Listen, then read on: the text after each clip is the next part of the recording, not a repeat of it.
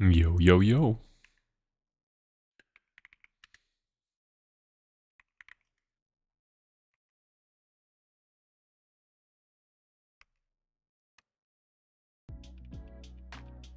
Crazy day.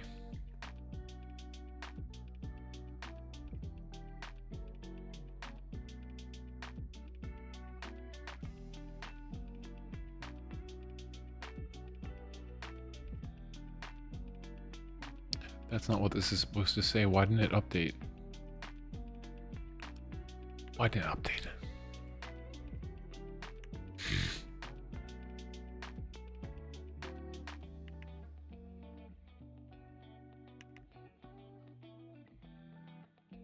Why won't it update my go live notification, guys? I really don't get it. I need to update this. This is whack. Ugh.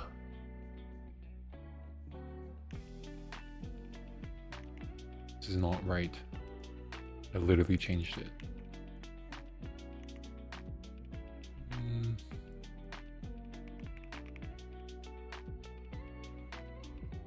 Oh, it worked. Let's go, let's go, let's go. Hype, hype, hype. Okay. Let's get started. There's so much, oh my god, there's so much fucking news. There's a lot of news.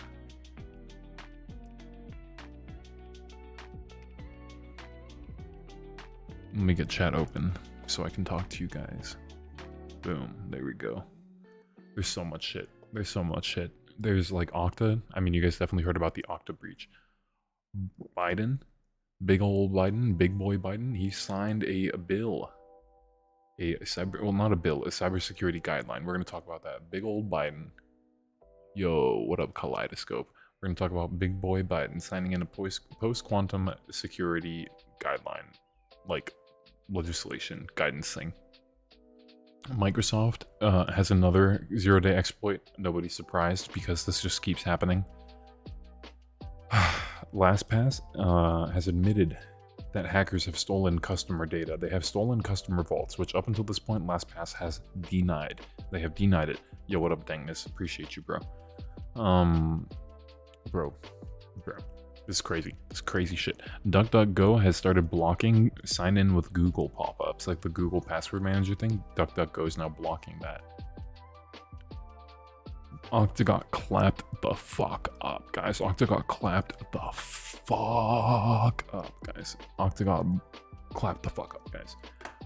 I'm pulling that shit up right now.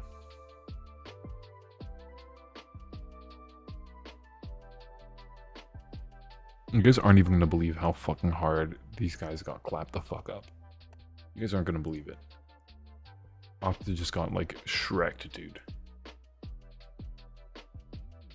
Shout out to the homies at Okta. I know you're not having a good time. Their source code got leaked, guys. That's like your bread and butter, you know what I mean? That's like your whole business. I always say, guys, I always say this. You can see their videos of me saying this time and time again. I always say that without security, it doesn't matter how cool your product is. It doesn't matter how viable it is. It doesn't matter how big your ARR and your, anticipated market is. If you have shit security, you don't have a product. You got a pretty dope open source project. Anyone can copy it. Anyone can reverse engineer it. Anyone can figure out how it looks. If you don't have good security, you do not have a product. You have a cool open source project. Someone like me could just come in and reverse engineer it, right? We could do a normal security test against one of your clients, and we could just absolutely like clap their shit up, figure out how this, software works, and then rip it off. Could do it. Could do it. Right? Could do it. Very, very reasonable thing for people to do. They do it all the time, guys. Competitors reverse engineer products of their competition. It's very normal. It's very normal. How you doing, Kyle? Hope you're having a great night, my man. So the crooks copy the source code from Okta's GitHub repository.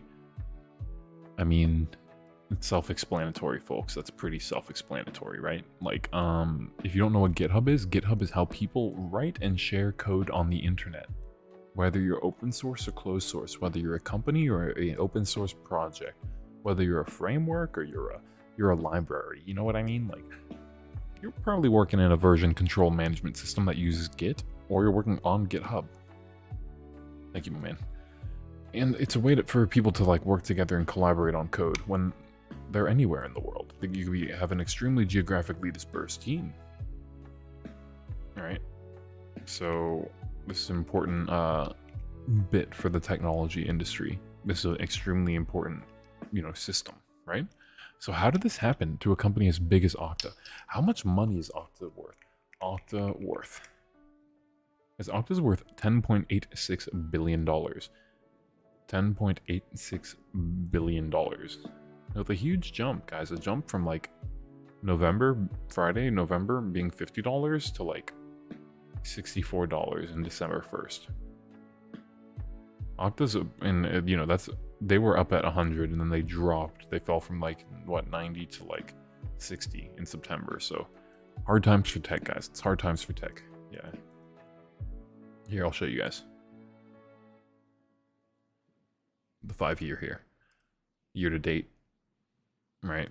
Here's the past 6 months. We got a fat drop here. $30 drop. Right here. What was happening right here? Why did this happen? Did they do layoffs or something? Maybe? I don't know. Year to date. 1 month. Right. Boom. Going up. Boom. 5 days. 1 day. Maybe the effect of the hack hasn't hit yet. The stock prices. But it's going to hit. This doesn't seem like that's it hitting. It's going to hit. Let's see. When this hits the news cycles and everyone else starts to figure out about it, then I think it'll hit the stock price. That's usually what seems to happen anyways, right? I should always bet against these things. I should I don't know what they call it. Option calls or whatever, I'd like bet that it's going lower or whatever. I would do that.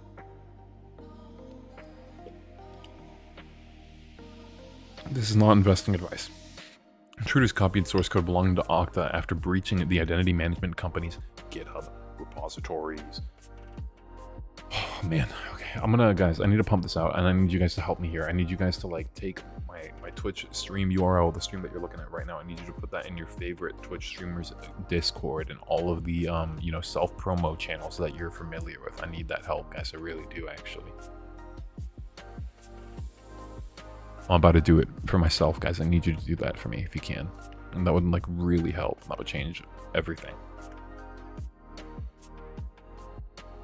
So that's what I'm doing right now. I hope you guys will do the same and help me out here. That'll be really freaking dope.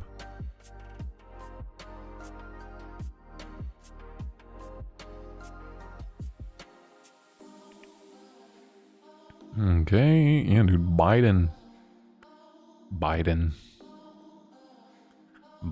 is doing things, guys. Big ol' Biden. Big boy Biden, triple B. Oh, no worries, man. I was just asking, I always ask people, if they can, to drop my Discord and all of the self-promo channels and not drop my Discord, drop my Twitch stream and all the self-promo channels that you can hear. Also, even, this is what I do. Something like this, Drop that somewhere. Drop that in Twitch communities with your pals. I just always ask people every stream. And then that's how we get more friends here. So I'm doing that right now. And I just finished, actually. I did it in all the Discords I wanted to today. So it would be really cool if you guys don't mind doing the same. Share it with your pals who want to learn about security. Share it with your pals who want to learn about technology, perhaps. Share it with anyone, even if they don't give a fuck about any of this shit. Share it with that homeless dude down the street on the cell phone. I don't know. Okta was alerted by you're walking, you see a guy, he's on his cell phone. Hey, check out computer, bro. That's cool too. Okta was alerted by Microsoft-owned GitHub earlier this month. All of it matters to me. So okay, GitHub was purchased by Microsoft. So this is a thing that, a lot of people are like, hey, Microsoft owns now. This is, this used to be a kind of. Oh, thank you, man. Oh, yo, you're dope as fuck, bro. Thank you. You're fucking awesome, man. Microsoft owned GitHub earlier this month of suspicious access to its code repositories and determined that miscreants, fancy, copied code associated with the company's workforce identity cloud, WIC, an enterprise-facing access and identity management tool to enable workers and partners to work from anywhere. So yeah, they're saying that Microsoft, right? GitHub, right? Microsoft owned. They're saying that GitHub told Okta that there is suspicious access to the repositories. And they said that basically the identity service, right, the identity management tool that Okta has, this is basically something that faces their enterprise infrastructure, right? Their infrastructure for the tools that they're providing to companies, right? So let's see. Identity management tools enable workers and partners to work from anywhere. Yeah. So basically, just proving you are who you say you are, even if you're in Timbuktu, connected to a weird network. Yo, what up, Jack? Hey, JRC. Sorry, not Jack. What up, man? What up? Appreciate you chilling with us today. We're talking about all sorts of stuff. Thanks for hanging out and lurking. The company said in a statement this week that its investigation found that Microsoft, right? Microsoft GitHub, same shit. Microsoft GitHub alerted Okta. Okta wouldn't have known that its main, identity management system had its source code compromised unless Microsoft GitHub came in and said that, and obviously they did, and now they know. But I mean, shit, they had no clue. They really had no clue. They didn't have a clue. Probably one of you will get that. They didn't have a clue. Sliding in and out. Okay, so it said in the statement that there's no breach of the Wix service itself or unauthorized access to customer data. I don't know. Let's see. I don't know. I think we'll find out later. I think we're gonna find out later if that's true. I don't know if this is true right now. Including that of HIPAA, FedRAMP, GovCloud, Department of Defense stuff. I never see FedRAMP had a single GovCloud. I've used too many of these buzzwords. Or Department of Defense customers. In addition, Okta said it doesn't need the source code to remain confidential to secure its services. Okay, so there's a thing that we call Kirchhoff's principle, and that's something that we talk about in cryptography. Kaleidoscope. I think I told you about this in one. I feel like I was at your house and you started asking me questions, and then I went on such a long tangent. And I think this is one of the things I talked about. Kirchhoff's principle.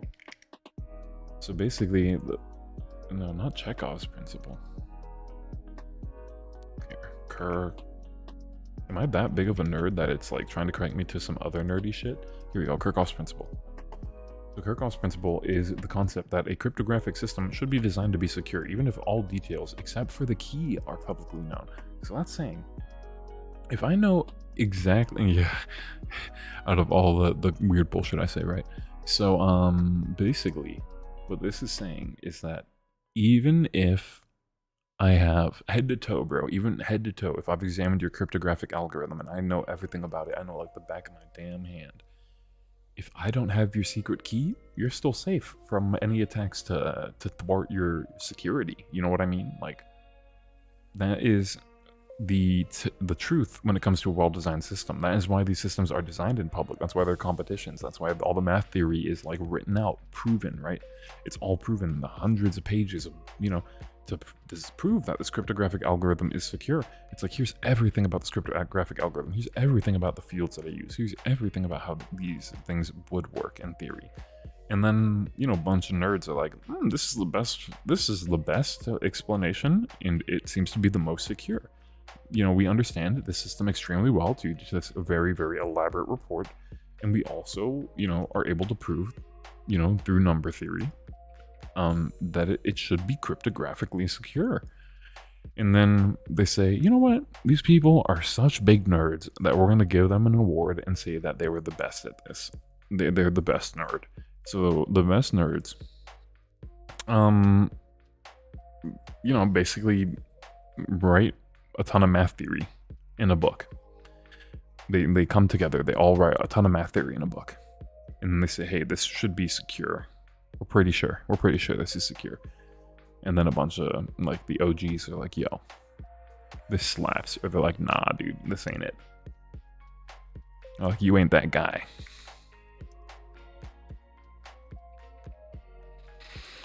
So yeah, that's what they're saying here. They're saying we don't need the source code to be, obfuscated. We don't need to rely on people not knowing our source code to guarantee that you're secure.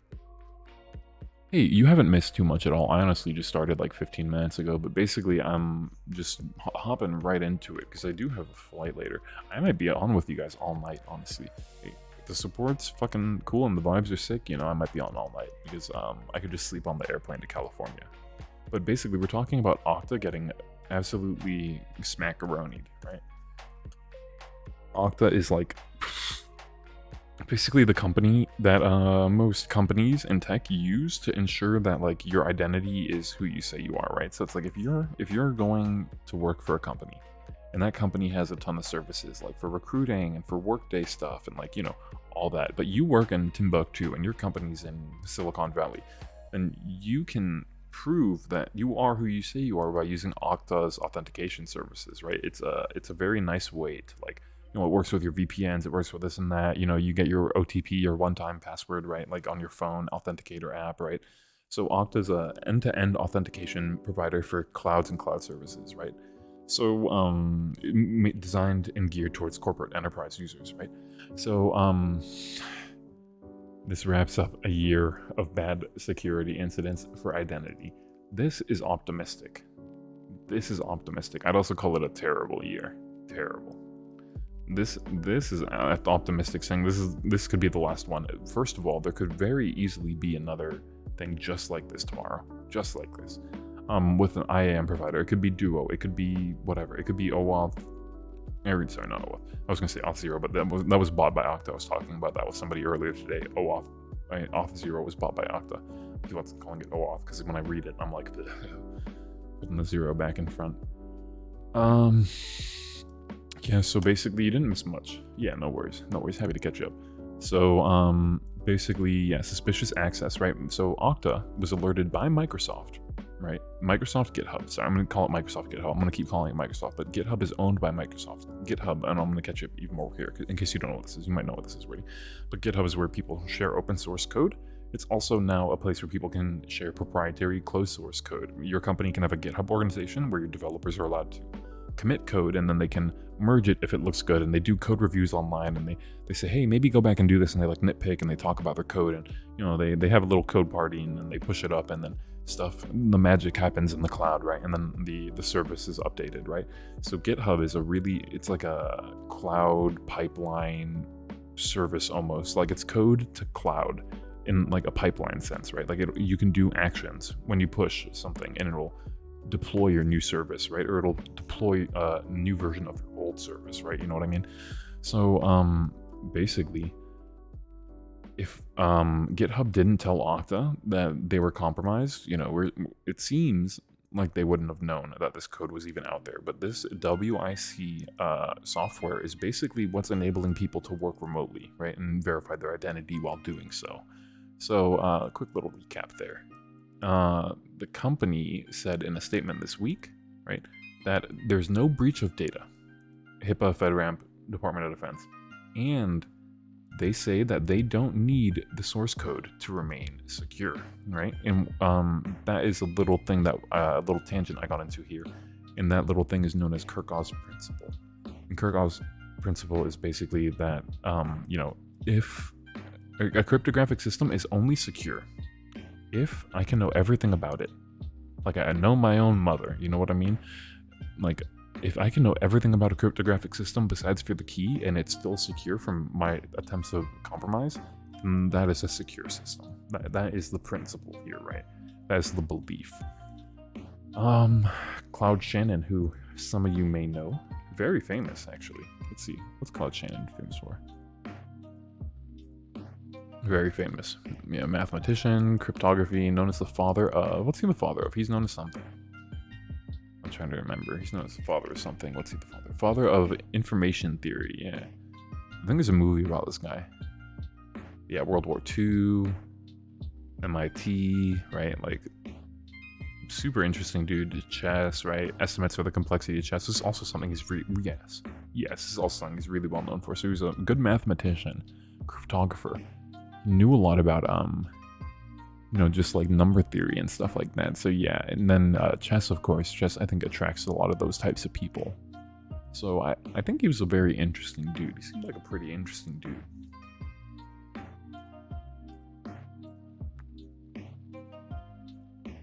Yeah. So cool stuff. Really cool guy. Ahead of his time, for sure. But if anyone knows more about Cloud Shannon, feel free to like, drop some cool stuff. That would be cool. But they're saying essentially that their system is so secure that if you know everything about the system, if you got all the source code, it doesn't really matter, dude. Like, you don't have the keys, right? If you don't have the keys, then like we're saying nothing is at risk, right? That's what Okta's saying. Nothing's at risk here. Officials also said the breach didn't touch on Auth0 or OAuth's Customer Identity Cloud, CXC, which is a SaaS product, right? Consumer software SaaS applications. They bought Auth0 last year for $6.5 billion in a deal that brought together two high-profile identity access management vendors. So basically, everything that we talk about now when we're talking about these software companies is like SaaS for the most parts, right? That's software as a service. Almost every company that you think about now is a SaaS company. And they all seem to do like very different things, right? You'll see like maybe you got some SaaS companies that work particularly in marketing context, right? And then you obviously have security and access identity management, like the stuff that we're talking about right now. So it's all SaaS though. At the end of the day, it's all SaaS, right? That's really what you got to remember here. I don't think no matter what, right? If we say IAM, if we say this type of company or that type of company, all you need to understand is they're providing a software service, right? Software as a service, and essentially, people pay for that service, right? So we're seeing that, there's some issues here with Okta's security, and we've seen time and time again, right? I think Okta is no stranger to this. This is really going to hit hard for those folks because, like, I feel like they haven't had a lot of time to recover from the last one, and this is a lot of publicity, and it's negative publicity, right? So that's not great for these folks.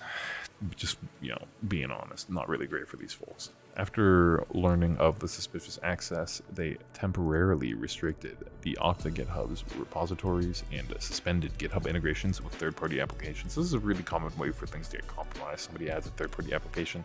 Maybe you're trying to do something in your IDE and your IDE is compromised, and then, it's like, oh, this integration isn't working. We had this integration before. Like, I might as well just re-add this, and then you re-add something that's not the thing you think it is, and then, you've compromised your work environment.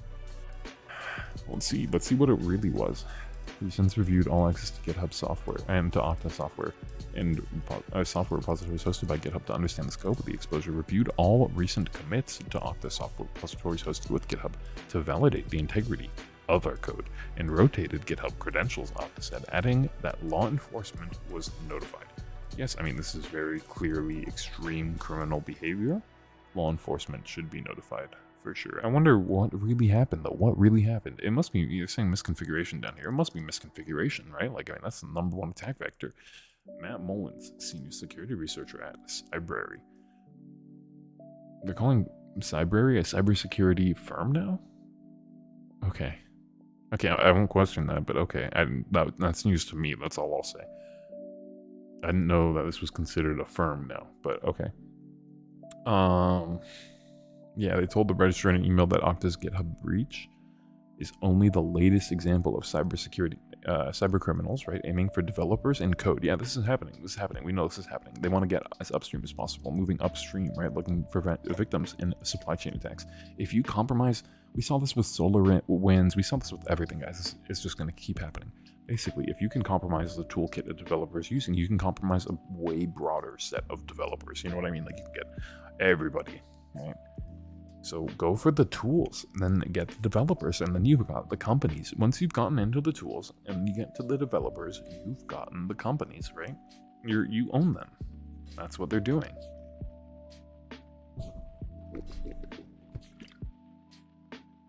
Why not? It's way more effective. If you go for one target and you pop that one target, and then you get, like a ton of, you get a ton of more land to roam, right? Once you pop a tool, you pop every company using that tool. That's what we saw in SolarWinds, guys. Look up SolarWinds if you don't know what I'm talking about. Look up SolarWinds.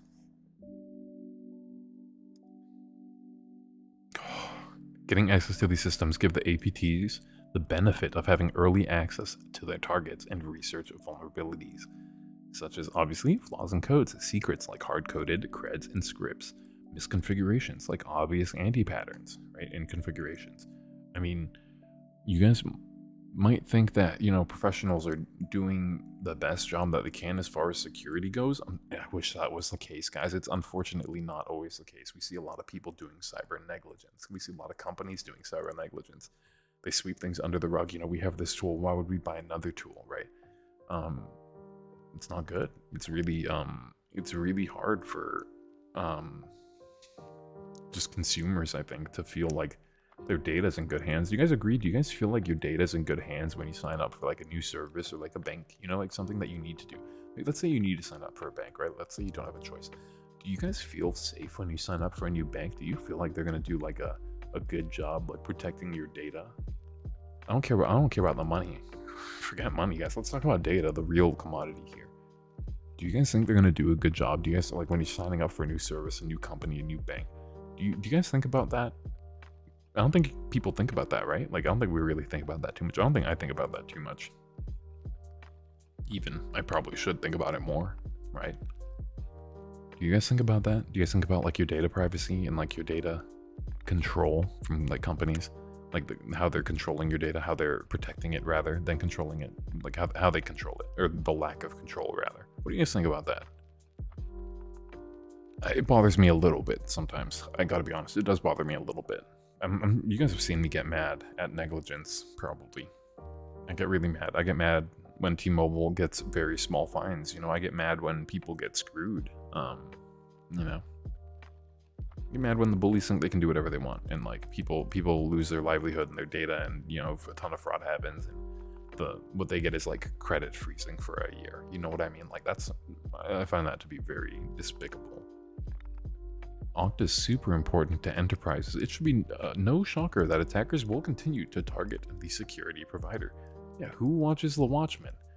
When we're seeing security tools getting popped, like SolarWinds, right, like Okta, it's not a good sign for the security industry, right? It shows that we actually, even the vendors, the security vendors, really need to start putting their money where their mouth is. They talk about how their product is superior to the competition. If there are misconfiguration vulnerabilities allowing people to exfiltrate your code, you know, like I keep saying, guys, you don't have a cool, like, no matter how cool your product is, you don't have a product, you got a cool open source project, right? Somebody's going to copy it. Somebody's going to reverse engineer it. Yes, we do. Yes, you're right. We need that all throughout the states. California's legislation is a good start, but it doesn't go far enough. We need it all throughout the states. We need to protect the data privacy of Americans. We need to start taking it seriously, because it really does affect people. You know, like, your data being out there does affect you. If people can figure out where you live, it affects you. If people can figure out your job and like try to scam you, you know, like if people are just banging on your phone line all day because they know that your medical history got leaked and that you have dementia, right? And they're just trying to get money from you. Like, this all has real world impact, and the politicians don't realize until they're the ones who are getting harassed, until they're the ones whose data are like is leaked, you know, like that's when they start to care. They say, you know, we saw some French Canadian MP or whatever they call them over there, I don't know. We saw some French Canadian lady saying, oh wow, like security is such a big problem, right? Because we saw a ton of politicians getting popped, right? We saw them getting pwned. So she was like, oh wow, like security is such a big problem. It's like, yes, because you are getting hacked now, you suddenly care. But when it comes to the proletarian, right, when it comes to the people who are working and have their information out there because they're trying to get loans because they, you know, they got a house, right, whatever it may be, right? You can own a house and still be part of the proletarian, by the way. But yeah, you know, when these proles, right, when the people who are on the lowest rung of society continually get fucked over by companies that you know, mistreat their data, mismanage their data, sell their data to enrichment firms, you know, it does kind of piss me off. Like, I'm sure you guys can tell right now, I don't really like this. So these companies have no excuses. They need to do better. They really need to do better. A good excuse is security hard. Okay, I'll give you that, security hard, okay? But like, that doesn't mean that we do really lean security teams and overwork people and have an extremely toxic culture, right? I'm not saying that's the same way at Okta, but a lot of companies where this stuff will happen, that is the case. They have small security teams that are overworked and you know, just under resourced, right? For their size, for their relative size. I've been in a situation, right? So it is frustrating. It sucks. The people who are getting the whip right now are usually, the people in middle management who have sort of been neglecting building out a robust security program. Sometimes the engineers get the whip, but that's stupid because the engineers can't change anything without management, right? So, yeah, that's just how I feel about this, I guess. Whatever. We'll continue. Hey, MSec, what's up? Hope you're doing well, man.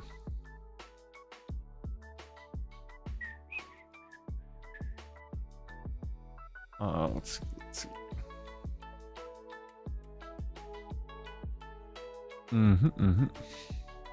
Target of miscreants this year already. Yes, in January they were attacked by the LastPass extortion group.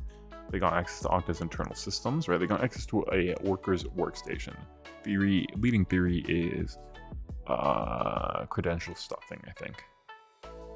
Credential stuffing and social engineering to get them to accept notification, push notification.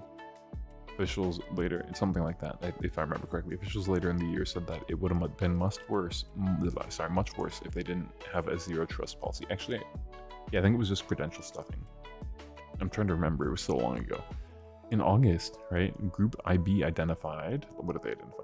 A massive phishing campaign that began in March. Yes, we looked at this too, we talked about this last time. It was dubbed Octopus, right? It was aimed at stealing Okta identity credentials and two-factor authentication codes from users at more than 130 targeted organizations, including Twilio and Cloudflare. Guys, these are big companies. This is big stuff. Cloudflare controls like most of the DNS to the internet, guys. Like they control like a huge cut of like the DNS infrastructure that like the world runs on. You know what I mean? Like this is a huge deal. Like if okay, so like guys, everyone's saying it, and we know it's going to happen. There's going to be a huge DNS attack, and we did see an attack on Cloudflare. I'll pull that up for you guys later. We did see something new about Cloudflare recently that's like kind of troubling, guys. Like probably a breach, maybe a little baby breach, maybe a little leak. I don't know, guys. We're gonna look into it. Because I don't really. I'm getting a storm warning, guys. If I don't make it out, if I don't make it to California, guys, I'm gonna be stuck here with you guys. I'm gonna be here streaming. Oh no. I might not make it out to California because the storm is coming in, guys. The storm is coming. How are you doing, MSec? Good to see you, man. Hope you're doing well. Appreciate the look, for sure. But yeah, we definitely need our own version of like GDPR here because the way that Americans have their data treated is terrible. We have no protections for consumers here like they do in, all the other countries in the world that are our peers. Pretty cold over there now, huh? Yeah, man, we got this huge, like, nor'eastern, like, storm coming. Here, let's see. Storm watch. Yeah, we're about to get clapped up. Wind chill warning. 4 a.m. Friday until 10 a.m. Saturday morning. We're getting clapped up. -20 to -30. Yeah, we're about to get clapped up. 50 to 60 mile/per-hour winds. I'm trying to get out right before that happens. Right before those winds happen. Because then my plane will be able to take on. But yeah, it's changing to snow 3 a.m. Friday. So 5 a.m. Friday, I'm out the door. 5 a.m. Friday, I'm out the door. 7:40 a.m., we should be up in the sky. Well, let's see what happens, guys. We should do like a prediction here. Let's see. Manage prediction. Will Kyle make it to LA Friday morning?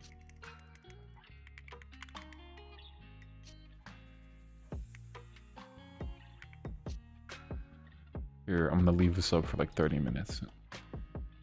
Oh wait. We'll need to confirm the outcome within 24 hours of the end of the prediction. Okay. I'll do that later. There you go. I was in 3 layers of clothing when I had -4. Oh, it's probably in Fahrenheit. I think this is in America units. Yeah. This is in America units for sure, dude. Let's see what's -20. -20 F to C. Oh.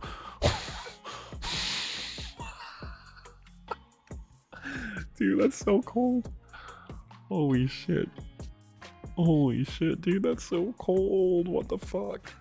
Yo, that's so fucking cold, man. Oh my god. I'm more used to Celsius, honestly. Celsius makes more sense to me. This is cold as fuck.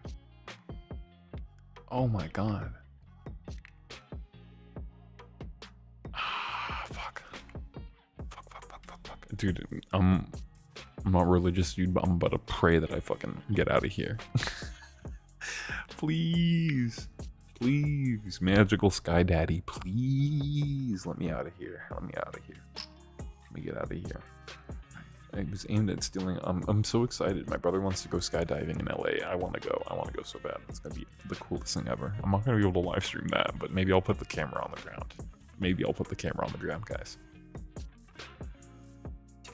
Okta identity credentials and two-factor authentication codes from users at more than 130 organizations, right? Twilio, Cloudflare. Twilio is the largest SMS provider, like, probably in the world, dude. Twilio is the largest, like, automated, you know, computerized SMS service in the world. Kind of crazy. So, and Cloudflare is probably the largest DNS provider for, like, companies, you know, private companies, etc. Like, largest DNS provider. Most likely, dude. Most likely. I feel pretty confident saying that. I mean, obviously, a ton of other people host DNS servers and stuff like that, and you can configure your DNS on just about anything. Like, you configure DNS, like your Google domain, right? Like on Google infrastructure, right? You could basically host your own, right? But Cloudflare is essentially, you know, a DDoS prevention platform as well as a DNS hosting solution, right? So it's kind of a unique thing that they offer.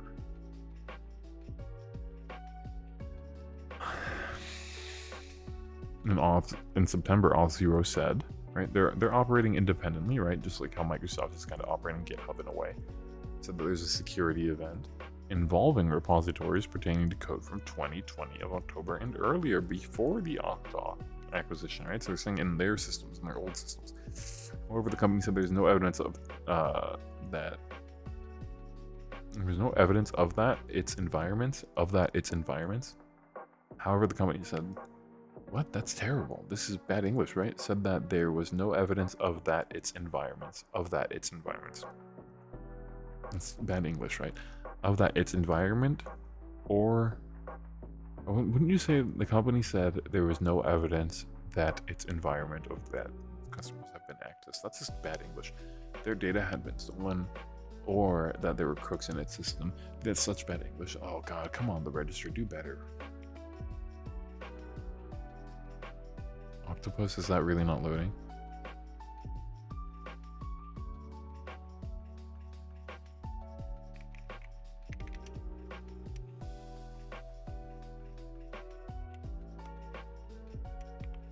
This is just not loading, I guess. Their website doesn't load. Dope.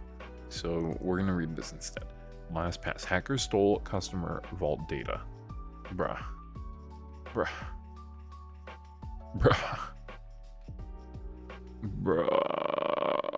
Are you kidding me?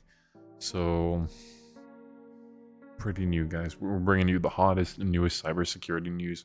You can watch me get extremely agitated while we read cyber negligence from the largest, most successful, you know, most flush-pocketed companies in the world. I'm gonna have an aneurysm live. LastPass revealed today that attackers stole customer vault data after breaching its cloud storage earlier this year using information stolen during an August 2022 incident. Yikes. Triple yikes. This follows a previous update issued last month when the company's CEO, Karim Tuba, only said that the threat actor gained access to certain elements of customer information. Bro, we literally read this. Guys. We literally fucking read this. We literally read them lying to us, and I was like, sussy, I guess we'll see. And now we're seeing. They literally give the people money. Give the people money, Mr. or Mrs. Tuba. Karim, Tuba, do it. Give them money. Today, Tuba added that the cloud storage service is used by LastPass to store archive backups of production data. So they're saying, holy shit, dude. They're saying that they're storing prod data, customer data. They're storing the fucking backups in an alternative cloud service provider.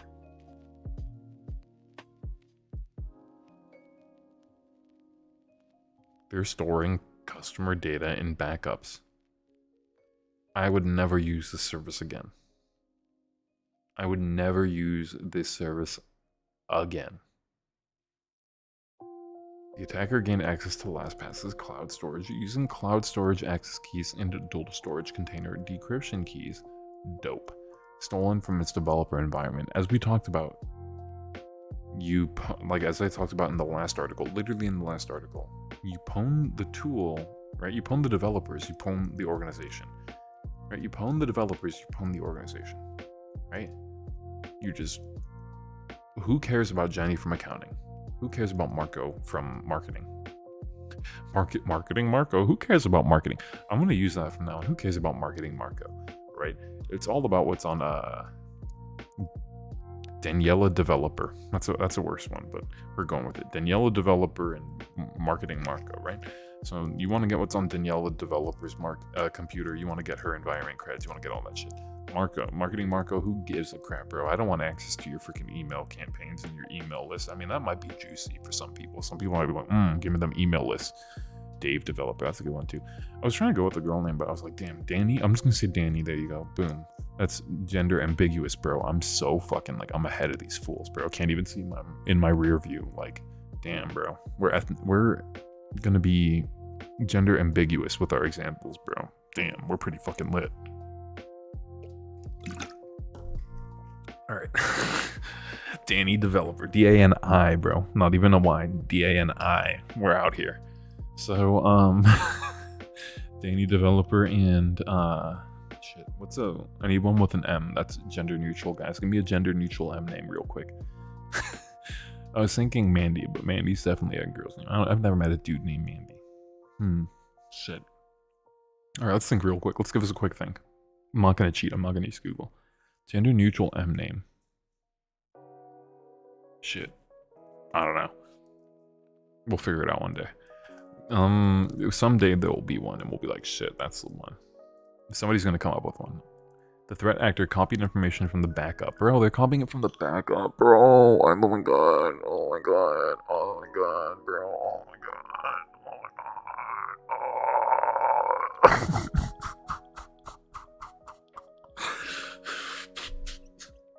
I'm about to have a fucking breakdown, dude. Why are you storing customer data in fucking backups, you psychos? You fucking pieces of shit. Holy crap. Bro, I'm actually like, oh my god. Oh my god, dude. Oh my god. Oh my god. What the fuck, man? Oh my god, bro. Maddie. Oh, dude. Maddie could be a dude. That's a good one. This is gonna make me way less mad than reading about fucking LastPass, dude. Mason? That's not unisex. Mason's a dude, right? Maverick's a dude. Madison? Okay. There's Madison Cawthorn. I know of one dude, a dude Madison, that works. Micah? I've never met a girl Micah. Maxwell? I mean, shit. I don't know. Morgan? Yo, that's a good one. Marketing Morgan. Yo, Marketing Morgan could be a dude or a girl. Shit. That's a good one. Mackenzie. I know a dude Mackenzie, actually. Okay, I like Morgan. Marketing Morgan and developer Danny. Those are our, we're no longer using Alice and Bob. We've transcended Alice and Bob. We're just like too fucking cool for that. Let's see.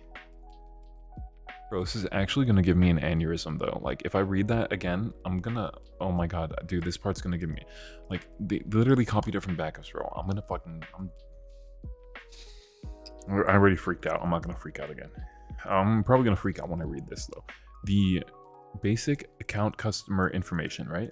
And then metadata, including the company names, right? So who the fuck you're working for, your end user names, right? My name, your name, whoever the fuck uses LastPass, whoever the fuck they decided to back up because they're douches for backing up customer data and storing that for long periods of time. Billing addresses, email addresses, telephone numbers, IP addresses from where you were accessing that shit.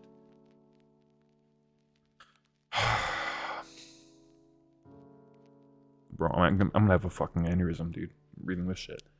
The threat actor is able to I need to go to Amsterdam real quick, guys. Should we go to Amsterdam right now? Yo, you guys need to predict, you guys need to vote whether I'm going to like make it out or not. Am I gonna make it out of Cleveland to LA? Am I gonna make it out of Cleveland tonight, guys? Like, no, actually in the morning, 7:40 a.m. Am I gonna make it out? What do you guys think? Am I gonna have an aneurysm first, reading about fucking LastPass doing cyber negligence? Bro, this is so garbage. We were reading about this, guys, and I was literally like, this is a little sussy. I want to go clip that. I want to go back. I want to find that past broadcast. I want to clip that and be like, this is a little sussy. They're saying customer data isn't breached. I guess we'll know later. And then like fast forward to now, and then it's like me just like fucking, like almost crying, bro. I was like, it sounds like I'm laughing, but when I get frustrated, I laugh, and then I start to fucking cry, bro. I was like, I'm holding this shit back, dude. I'm holding this shit back. All right. So, fucking the string, I'm holding on by the world's fucking smallest string, dude. Oh my god. They're able to copy a backup of the customer vault from the encrypted storage container, which is stored in a binary format including unencrypted data such as website URLs as well as fully encrypted sensitive fields like website usernames, passwords. But they got the decryption keys from the developer environment. Okay, so, and form-filled data. Some of the stolen data is safely encrypted. Oh, bro, listen, here's the thing, guys. Here's the thing. They're saying it's safely encrypted, but here's what people are doing now. We know what people are doing now. People don't care if your data is encrypted with fucking 4028 bullshit.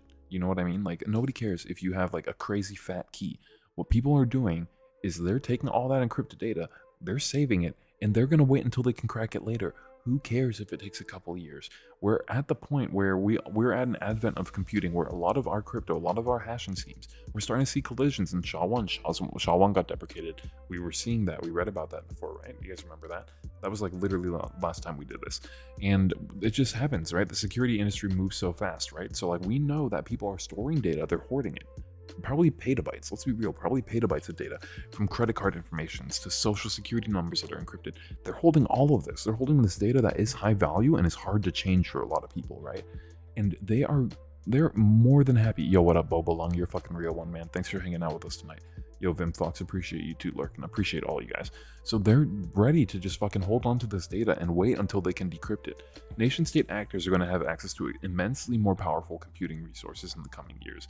Quantum computing is about to, you know, we're on, I don't want to call it the quantum horizon, you know, but we're on keys thick with 5 C's. Yeah, you're hilarious. I just realized what you're talking about. Yeah, bro, I don't care if you got that 4096 bullshit. I really don't care, bro. I really don't. Because what's gonna happen is if you're not securing your data like these fucking numbskull sacks of shit, if you're storing customer prod data in backups and you're encrypting it with AES 256 and you're like, that's totally good. Like, no, it's not. We know it's not going to be good. We know it's not. This is gonna fuck a lot of people, man. Monetary compensation. That's how you can make this shit right. Monetary compensation. Also, Bobo Long, you can vote on whether I'm going to make it to LA tomorrow morning. My flight's at 7:40 a.m. Am I going to make it to LA? I should be able to get out of here before the cold front, before the wind, before everything goes to shit. I should be able to get out of here. Do you think I'm gonna get out of here and make it to LA, or do you think I'm gonna get stuck in Cleveland fucking streaming cyber news in the cold? Or do you think I'm gonna be out in LA IRL streaming going, oh, voila, you know? Yeah, okay, we're gonna talk about quantum resistance. We're also gonna talk about, guys, post-quantum computing. We're gonna talk about a post-quantum world. What does that mean? Guys, in case you don't know, I did my thesis on quantum cryptanalysis. I used 40-qubit computers, quantum computers from IBM, when those were the largest quantum computers available for any organization. I used those in order to see if we can solve the discrete logarithm problem. Basically, guys, what I'm talking about right now, I'm not bullshitting, guys. Like, I'm not talking out of my ass. I hope you guys, like, a lot of you do know me in real life. But for those of you who don't, I want you to know that, like, I literally wrote my thesis on this shit. I wrote my thesis on attacking modern-day encryption using quantum computers, okay? Like, I'm not bullshitting you guys. That was my thesis. I did that to get my degree, okay? And we implemented a quantum circuit. We wrote a quantum circuit. And we ran simulations on real quantum computers, and we ran simulations on classical computers, okay? So I know what I'm talking about here, and that's why I'm really angry, and that's why you saw me just, like, rage up. That's why you saw me just flare up, because I am actually really angry about the implications of this shit. And I do get angry when people don't take this shit seriously, because we know what can happen. It's not a matter of ignorance, it's a matter of negligence, okay? So that's why I get pissed the fuck off, guys. I get angry at this shit. He said, the master password's never known to LastPass. Bro, Tuba also said a month ago when we were streaming, I'm gonna try to be quieter. Do you think the government can crack AES 256? I do think so. I think so. Can see if does anyone can the government crack? I think they can. I do believe they can. They're saying it's impenetrable using brute force methods. Here's the thing: if you have AES in particular block cipher modes, I think there are some weaknesses, right, that you could introduce, and it would be effectively key shortening and stuff like that. But yeah, I will share my research in Discord. Can you just remind me in there? I have a really bad memory, and when I log off, sometimes I'm just like so dead that I forget. But just definitely remind me in Discord later. Tag me and shit. Oh, I need to send pictures of my ID to my brother. He's gonna sign us up for some skydiving, guys. It's gonna be pretty insane. We're gonna do skydiving out in Los Angeles. So yeah, I will definitely share my research. I'll share the research paper. It has my full name on it, so just like leave me alone, you know what I mean? But I will also share my slides. Yeah, AES would take billions of years. I think, yeah, I'll definitely I'll share it with you, I promise. It's all in the Discord. I'm more than happy to share it with you guys. I hope I make it out, but I don't know if I'm gonna make it out anymore, guys. Oh, hey, what up, Cheeto Bandito? Cheeto Bandito. That's a cool name, I like that a lot. Government crack. This is 2019. Everyone's saying it's still good. Listen, I think that I think there's a lot of things that we don't know, and maybe I'm just a little too skeptical. But I do believe that the government does have ways that they can either, you know, crack AES, or they can greatly reduce the complexity of a brute force attack on AES 256. Oh, the poll disappeared, or I don't know how to use Switch chat. Oh, it's like a prediction thing. It should still be up for now. I don't know how to share it again, but it should still be up in the chat. Maybe you can see it in the chat. It should be on the top. It should say like predict with channel points or something like that, but maybe it's gone. I don't know. It looks like the timer is like halfway gone. It's a 30-minute poll. And I'll be able to answer it when I get on that plane. If I get on that plane, bro, and we're taking off, you guys are going to see the channel points come into your account and everything. So it would take a supercomputer in 2021 about, you know, basically too many years. 1 times 10 to the 16th years. That's crazy. Yeah, so even with cloud computing providers, you know, all of them, right? They're saying every single one running nonstop for thousands of years, it couldn't crack one key. I think that quantum computers are the answer to this. Yeah, quantum computers are the way. Okay, so here's the thing, Vimpbox, there are effective attacks. They're like timing attacks, I think. 256 effective attacks. I'm trying to remember what these are, because I'm like, obviously when I was in college and researching this every day.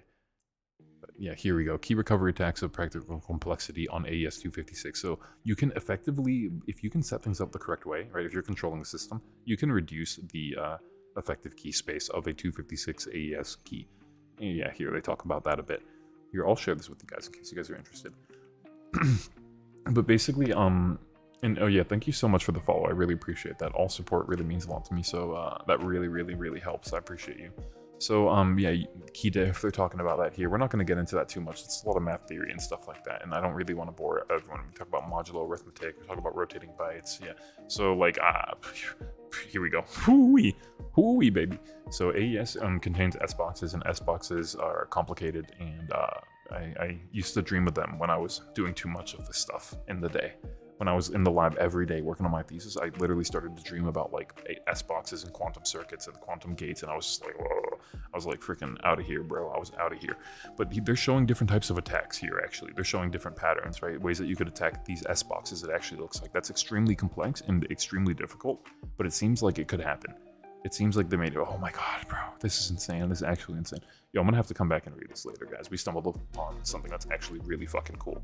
But basically, yeah, that's all for me to say that I think if you use a traditional, you know, classical computers and you use like quantum computers together, I think that a modern, you know, like advanced government would be able to find a way to negate AES 256.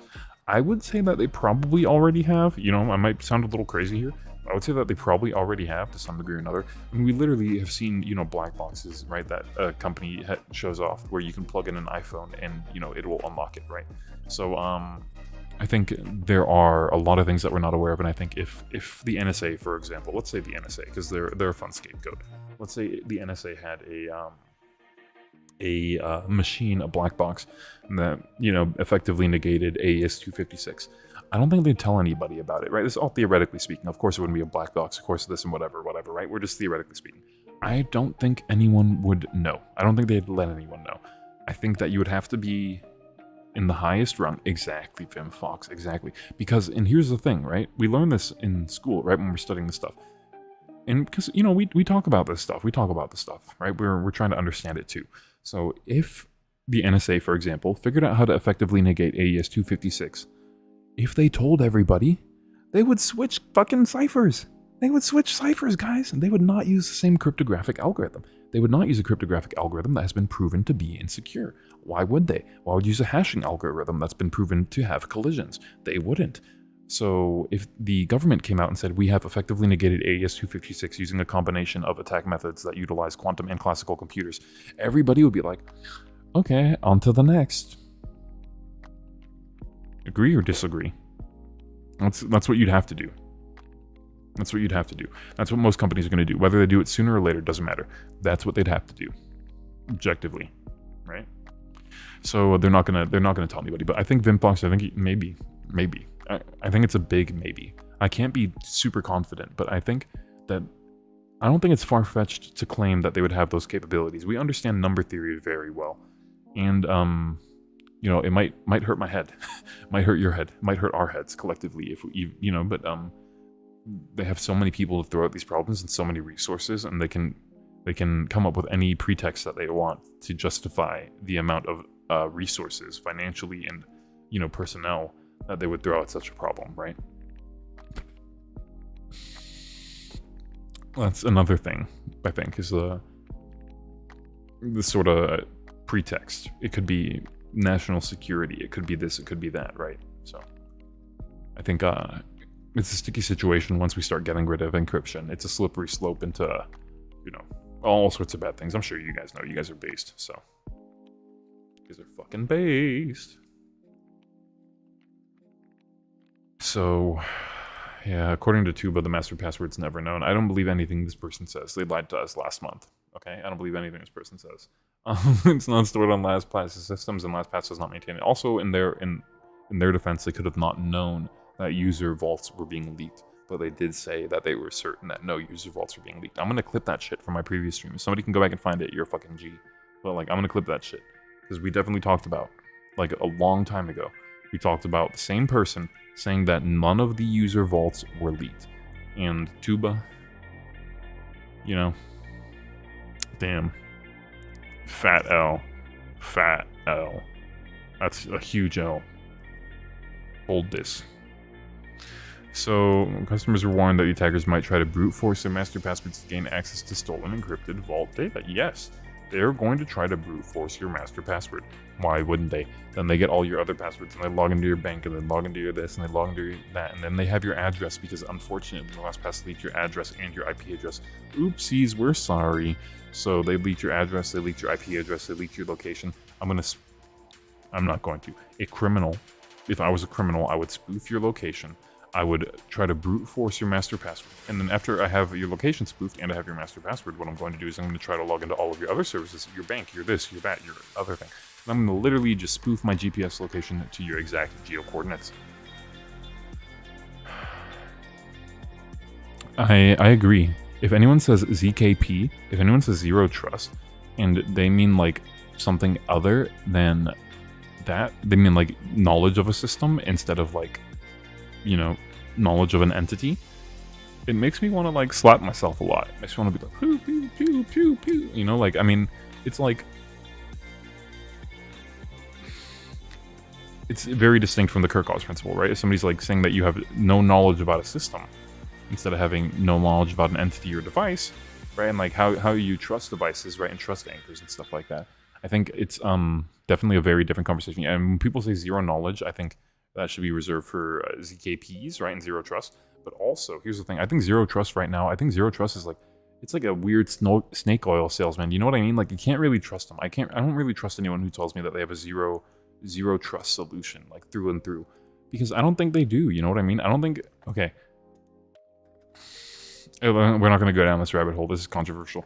But what do you guys think when you think of Zero Trust? Do you guys think it's a buzzword? Do you think it's a snake oil salesman thing too? You know what I mean? Damn, we got 3 people saying I'm going to get out of here. Yo, 98% of the points are saying I'm going to get out of here. You guys are super optimistic. I like it. But, yo, what up, Infinity TY? I see you hanging out, man. Appreciate the lurk. Thank you so much for the support. We're talking about cyber negligence. We're talking about how customer vaults were leaked by LastPass, and the hackers now have them, and they can decrypt them later at a later date once it becomes feasible. LastPass is like, don't worry, guys. It's encrypted with AWS. It's encrypted with AES 256. Don't worry, guys. Nothing bad's gonna happen. But we all know that eventually, you know, technology changes and things are gonna get decrypted, and you can always stash and decrypt. That's what the hackers are doing now. You stash and then you decrypt later. If you can't decrypt it, it's not a big deal. You'll be able to do it in 10 years. Save that shit. Have some fun with it later. You know what I mean? Come back and check on it when your kids are grown. So, you know. Trustless. Oh. Yeah, snake oil. I don't like people who try to sell me zero trust. Because when I look at their solutions, I think they're all shit. You know what I mean? I think zero trust is a hard problem to solve. Yeah, they made that a buzzword. Yeah. Trustless, yeah. They're saying trustless because they're saying, like, we can't rug you, right? When it comes to crypto, I think it's a little different. But yeah, when they say trustless, they're like, don't worry, we can't rug you. How could we ever rug you? We can't possibly rug you. We're decentralized. We really like crypto. By the way, we really like those, like, memes that, like, you know, everyone's posting about crypto. So, like, we're going to post our own memes about crypto and hope that people don't really push us on this trustless thing and what it really means. Because it actually doesn't mean anything. Because it's a buzzword. Like, fucking zero trust! Okay, but yeah, you guys know what I'm talking about. Like, a lot of the times it's just buzzwords and they don't really mean anything. You know what I mean? Like, so, yeah. Very, very difficult time for LastPass. Yeah, so brute force, right? They're going to try to steal your encrypted vaults. You know, it's not going to be too hard to brute force a ton of normie people passwords, right? Like, let's be real. It's not going to be that hard. Dude, get the rocks list. Get the rocks test. Oh my god, bro, I can't speak. Rocks text. I'm so fucking stupid. Word list, right? Rocks text word list. Get that. You add a little bit of an entropy variable. You know, you mess it around. You add a little bit of your special seasoning. I'm not talking about a salt, like a cryptographic salt. You add a little. Thank you, Rock you. Thank you. I'm so fucking stupid, dude. Appreciate that. I'm literally just like, there are too many things floating around in my head. I'm like, ugh. I'm thinking about like Roxbox on the iPod Classic when I flashed my iPod Classic when I was in 7th grade, and that was pretty fucking dope. But yeah, the Rock U text list, thank you. So you can get a very thick ass text list, and then you can add some entry variables. And hey, you know what? If you have some data dumps, why don't you just add your password data dumps? Because you might as well. Oh no, bubble along, no. That's all right. It was free, right? Free data breach, who wants one?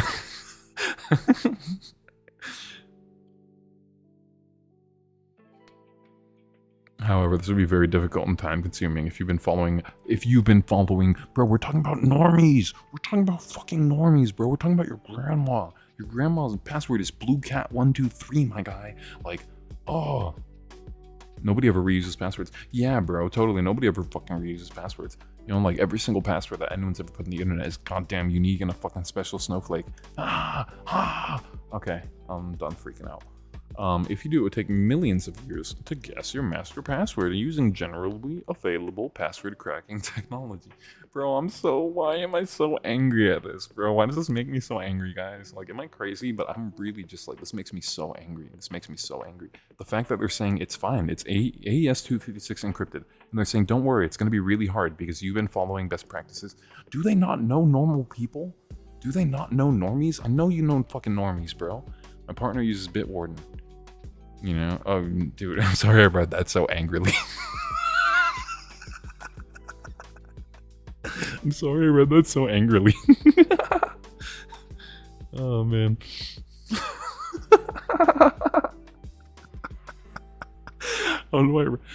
Dude, LastPass has got me triggered, bro. You're not wrong, dude.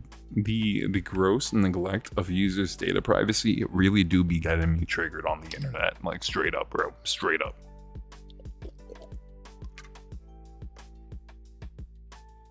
Yo, what up, Valorable? Yo, welcome. Appreciate the lurk.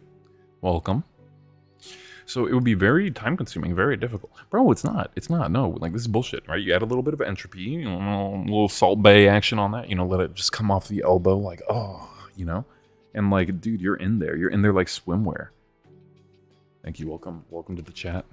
Hope you're having a great night. So it would take millions of years to guess your password. Nope. Tuba. You need to stop talking. This person just lies. This person is a tuba of lies. They're just playing their tuba, fucking lying their ass off. God damn it, Tuba. Stop talking. Holy shit. Holy shit, Tuba. Stop. Stop. This is just a lie. This is a lie, Tuba. This is a fucking lie. If you do, it would take millions of years to guess your master password. You fucking little Tuba. You fucking Tuba, motherfucker. You're sensitive. Tuba is a reoccurring guest on this show, and it's never a good thing, Tuba. It's never a good thing. Get your shit straight, Tuba. Hire me. No, I'm kidding. Don't hire me. I don't want to work for you. Your sensitive vault data, such as usernames and passwords, secure notes, attachments, and form fill fields, remain safely encrypted based on LastPass's zero-knowledge architecture. Guys, we're zero-knowledge architecture. Guys, we're zero trust. We're zero trust. Guys, 100% through and through, guys. We're zero trust. Breached twice in a single year. The cloud storage breach is the second security incident disclosed by the company since the start of the year, after confirming in August that its developer environment was breached using a compromised developer account. Guys, we've said it so many times today. Guys, we've said it so many times today. We've said it so many fucking times today. You own the developers, you own the company. You own the development environment, you own the company. That's your shit, dog. That's your shit after you do that. You left password after log me and bought them. Bro. Real ones remember. Log me and Hamachi. Real ones remember, bro. Real ones remember. Holy shit, that's a throwback, dude. Somebody mentioned that to me yesterday, and like IRL, I was like talking with like my friend. I'm just like hanging out and shit, you know, just talking about Log Me and Hamachi like normal people do. You know, we're just like, you know, just like talking about fucking Log Me and Hamachi, dude. God, we're fucking dorks. We're fucking dorks, dude. Oh, I love it. I love it, though. I love it so much. LastPass published the August advisory days after Believing Computer reached out and received no response to questions regarding a possible breach. Wow. An email sent to customers. LastPass confirmed the attackers stole proprietary technical information and source code from its systems. Wow. Wow. Owen Wilson. Wow. Wow. Bro, this is gonna be me in like a month. One of you in the Discord is gonna be like, LastPass got hacked again? And I'm gonna be like, wow. You know, that's gonna be the level of surprise. I'll be like, wow. In a follow-up update, the company also revealed that, they breached internal systems for 4 days. Oh my god, bro, we talked about this, and I literally had an aneurysm over this too. We talked about this. LastPass says its password management software is being used by more than 33 million people in 100,000 businesses worldwide. I'm gonna shit my pants, bro. They were storing, yo, it was the absolute shit, my dude. The fucking local servers is like on your desktop, bro. We were ballers. We were like jacked into the mainframe, dude. We were like in the Matrix. We were like, Hamachi, log me and Hamachiing over to my homie's house, you know, like playing fucking Minecraft 0.02 alphas, you know, like fucking, bro, we were like cyber ninjas. We were cyber samurai, dude. They suppress our medicine and feed us poison. You know, Hamachi, log me and Hamachi. This is our medicine. They suppress our medicine and feed us poison. You know, cloud services are the poison. And then this is our medicine. Log me and Hamachi. Doesn't this make you feel warm and fuzzy? If you're a fucking nerd, this makes you feel warm and fuzzy. You're looking at this and you're like, oh yeah. Like, oh shit. You're like, where you been? Look at that. You're like, where you been, baby? Bro, I always thought it was a coconut. I always thought it was a coconut. You just blew my fucking mind. You just blew my fucking mind. Hey, yo, you just blew my fucking mind.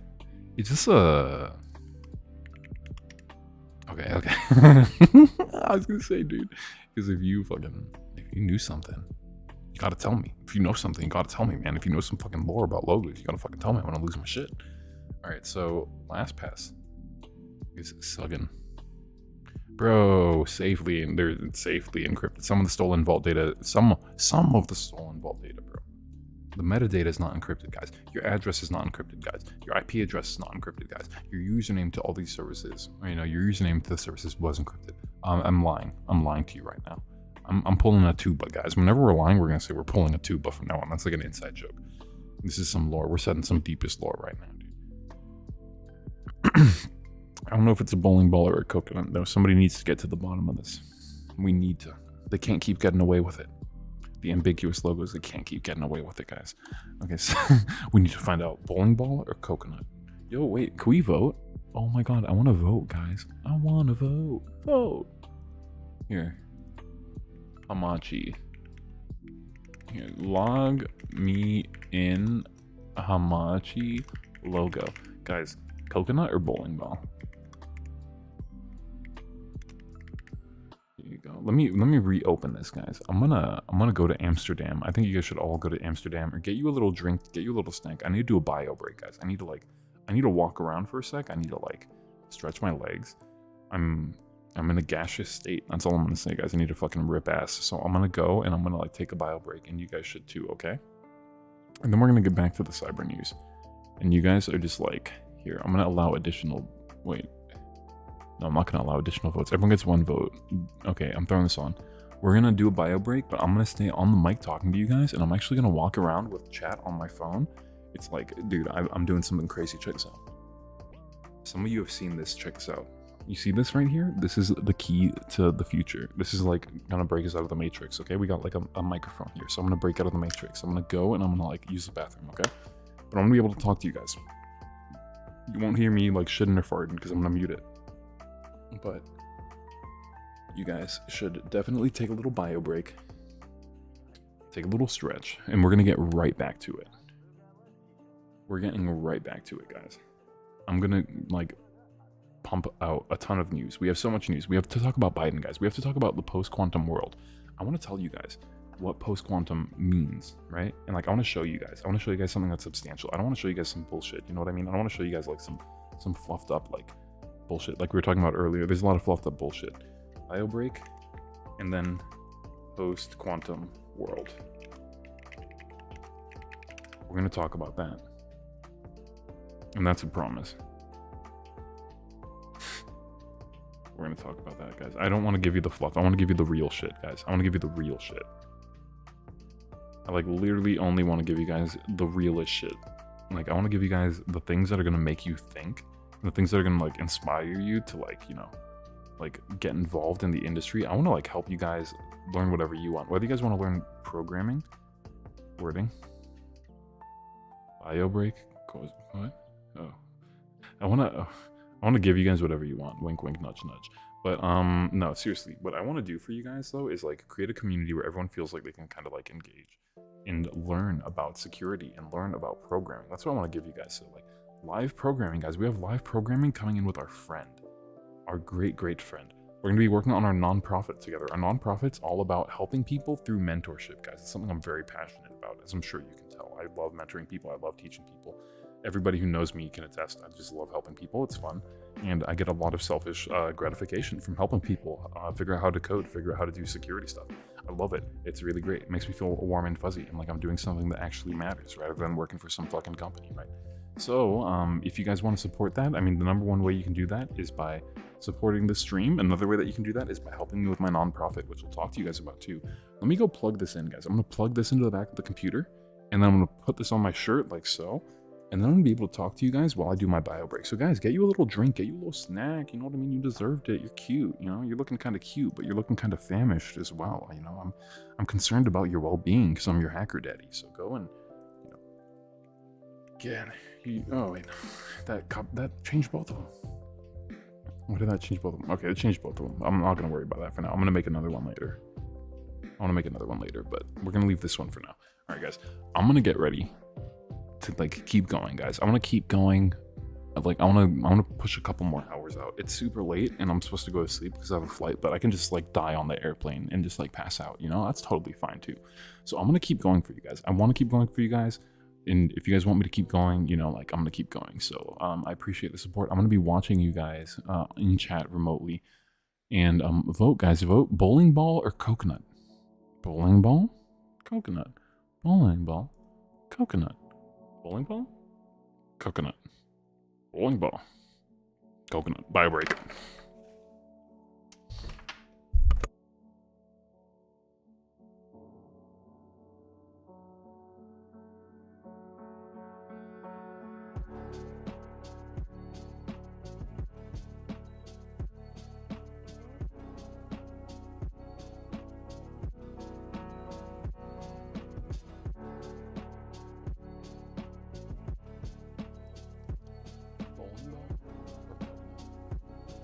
Bowling ball or coconut?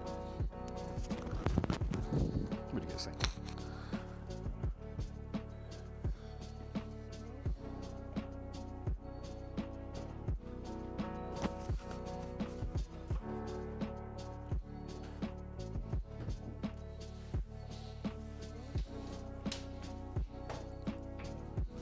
I gotta mute myself.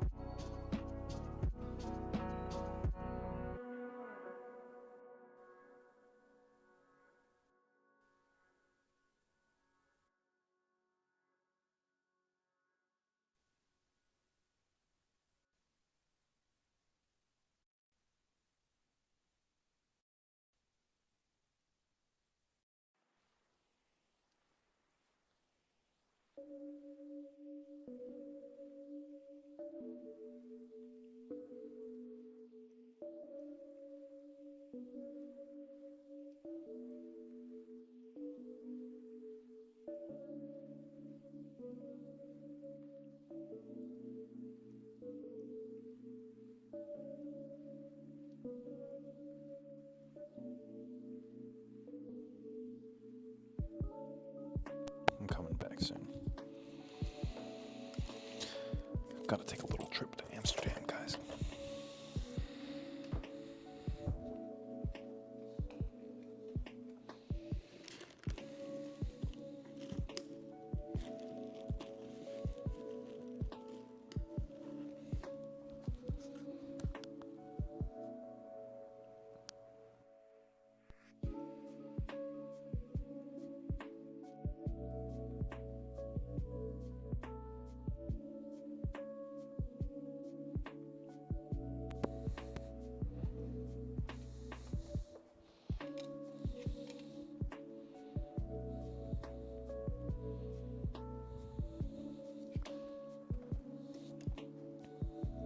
I need to give my brother a picture of my ID because he's signing me up for something. I trust this man way too much. I literally just send him pictures of my ID like all the time. He never does anything weird, though.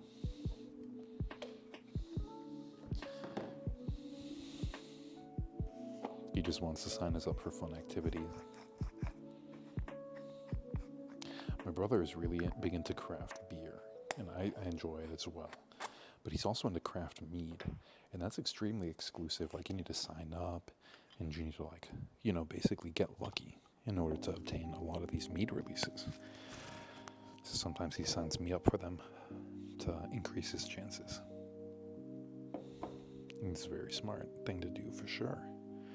I like mead. Have you guys ever had mead? Mead's pretty awesome.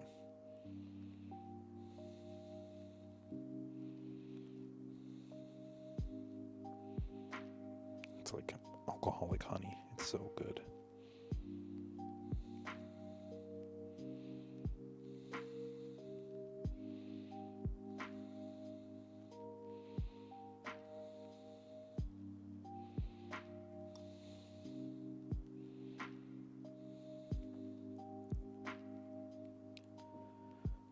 Alright, everyone, smoke them if you got them. Grab yourself a little sneaky snack, a little drizzank, you gotta refresh. You're looking mighty parched over there. Maybe a Gatorade for some electrolytes. It's what electrolytes, it's what the plants crave, Get yourself some Gatorade. I want to chug an energy drink, but I'm trying to be a normal human being, guys. I'm trying really hard. It's super hard for me to be a normal human being. I mean, look at me, come on. I'm a fucking nerd. Dude, oh my god, I was looking at my Hack 5 collection of hardware. Speaking of being a fucking nerd, I was looking at my Hack 5 collection of hardware. I was like, ooh, I want to bring my land turtle. Ooh, I want to bring this shark jack. And then I'm like, I'm literally just bringing shit that actually could be criminal, but it's so fun, guys. It's so fun. It's not like I ever do anything criminal with it. I just hack my own shit, I just love it, guys. I love it. I love researching cybercrime, which is victimless. Okay, somebody told me, guys, you guys are gonna like this. You guys are gonna laugh a lot. Hold up, I'm grinding, but let me show you guys something. I'm gonna turn this down. Hold up. Okay, so I'm grinding something right now, but I'm gonna tell you guys what I'm talking about. So, basically, anything can be used for crime, right? Like, a knife could be an ornament or a weapon, right? Same with computer tools, right? I think there's something beautiful about having a Wi-Fi pineapple corporate edition, a big-ass brick, whatever it is, right? A black box, whatever. If it's homemade, if it's bought somewhere, I think it's beautiful, right? Just like guns, right? Some people think guns are beautiful. Some people really like the mechanisms of how guns work. And I know a lot of those people, and I understand it. And it's not like they're violent people. It's not like I'm afraid they're going to shoot me when I go over to their house. No, rather, they're just individuals who are fascinated by machinery.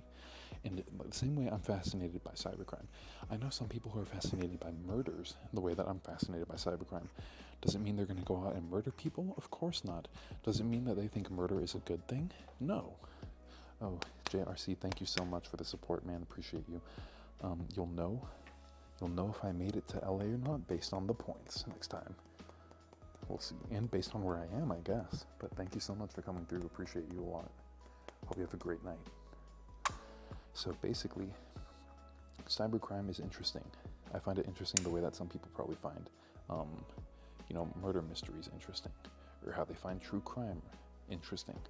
It's not like they want people to die. Maybe they do. It's not like they want people to die, though, right? It's not like the podcasters are like, yes, we need more murders because I need more content. Let's go on, speed it up, guys. Start murdering each other, right? No, that's really, I don't think that's how it is. Just like how I don't want more cybercrime to happen, I would like less cybercrime to happen. I would hope that my bringing of awareness to these issues would actually lead people to practice safe cybersecurity, to lead developers to think more. They're going to see these things and they're going to think, how does this impact my organization? They're going to think, are we susceptible to something like this? They're going to think, could this have been us? And you know what developers are going to do? They're going to create a more secure world. And it's not because it's out of fear, it's because it's out of knowledge, it's out of growth, right? It's out of progress. So I think that's what we need to do as far as security goes. We need to enable people to make these right decisions. And I think, hacking is not a crime, guys. Hacking's not a crime. Hacking is not a crime. You could be a criminal and a hacker, but being a hacker does not make you a criminal, okay? Don't let anyone tell you that. You can be a hacker, right?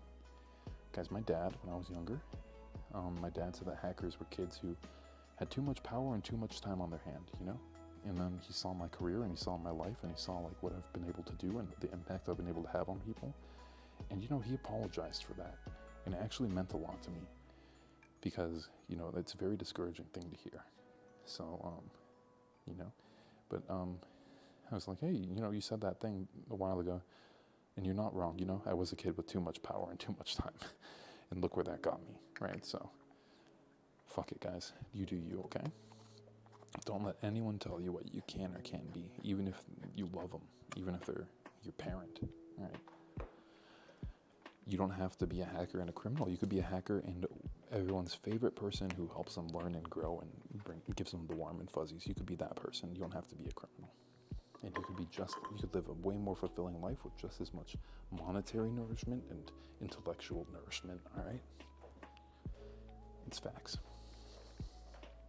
We're going outside for a minute, guys. We're going outside.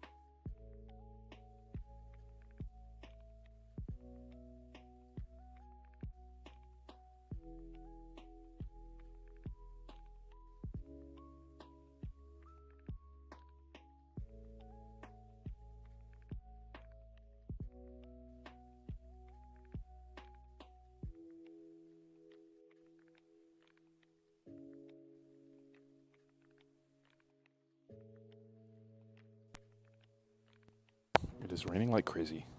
I'm gonna sneak out and get under some cover.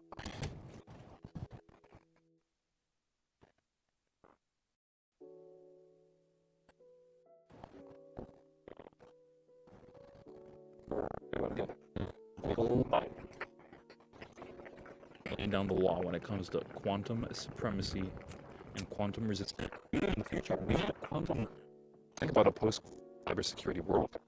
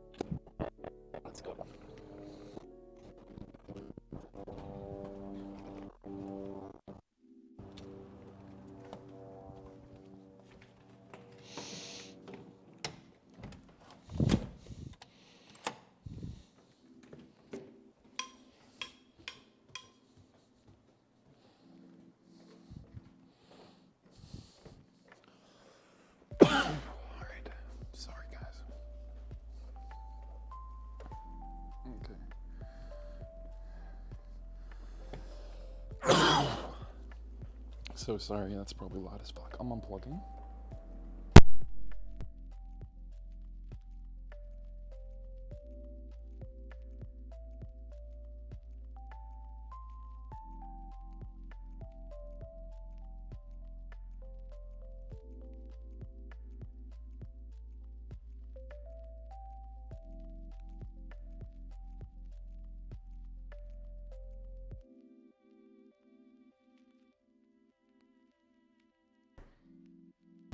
Dude, bowling ball's the winner by far. Yo, bowling ball clapped us up. And you guys clapped me so hard that I didn't even vote for me. Yeah, the remote mic's kind of hard. I try to turn it up all the way, and then I turn the application audio down a bit, but I think I need to get the balance right. It's good feedback. Thank you.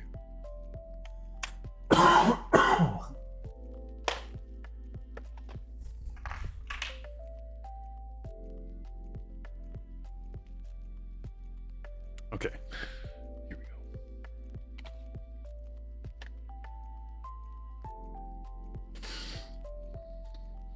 Do you guys want me to solve a puzzle? I'll pull a random puzzle out.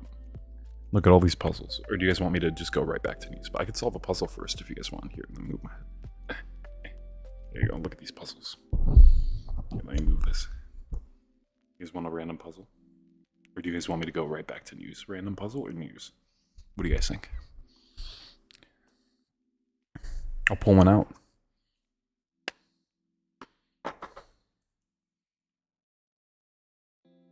Okay, I think we'll go back to news. I don't think anyone wants to see puzzles, guys. You're all here for news.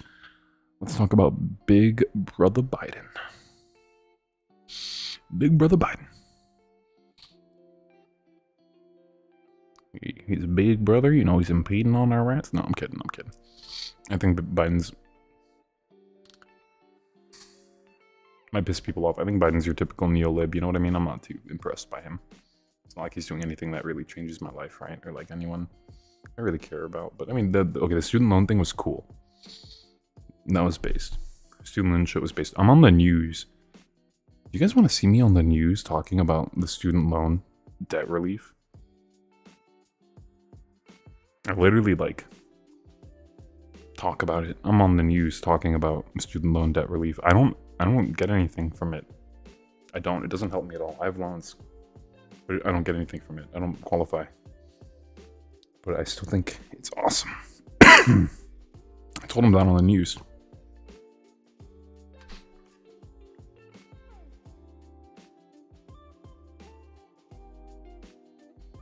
Maybe I'll show you guys that one day. Maybe one day we'll do that. We'll do just this stuff. Let's see, why is this so small? Oh yeah, I did the thing. Let's undo the thing. So bowling ball absolutely clapped coconut. Damn, guys. Savage.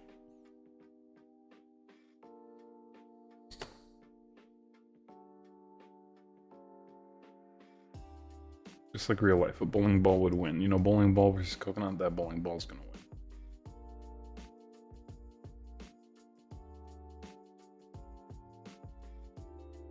Okay, let's see, what are we reading? Biden signs post-quantum cybersecurity guidelines into law. This is a piece that I thought was pretty interesting, considering it kind of does tie into like what really upsets me about big data breaches, where there's a lot of cyber negligence involved. I find it really upsetting because we are preparing at the same time for adversaries to obtain quantum computers, right? We're preparing for this. We are. The four-letter agencies are preparing for this, guys, right? We are expecting it. We are expecting cybersecurity, cryptography, a lot of the stuff that we've been working on to be mute. We're going to need to adapt. We're going to need to change. Otherwise, it's not going to be good, right? It's just not going to be good. So we need to change. We need to be malleable. We need to like kind of be modular. You know what I mean? We need to be able to like swap in and out crypto algorithms. Quantum attacks are going to open the floodgates to cybercrime, to advanced forms of cybercrime we've never seen before, folks. I don't really know how to explain quantum computers without explaining quantum physics. Should I do a full stream about quantum computers and quantum physics? Do you guys want to see something that I worked on? I'll show you guys the research and all that. Hold up, let me pull that out. I should show you guys the research. I'll share it too.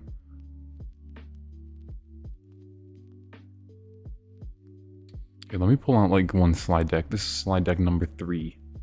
I'm gonna get rid of my name though. I don't want you guys to like, I honestly like, I don't care if you guys like find out who I am and like dox me and like come and hang out. As long as you bring alcohol, okay? Bring alcohol or other substances, then you can come and hang out or whatever. God damn it, MSEC. God damn it. Oh no, I don't want to dox him. Shit. I don't want to dox him.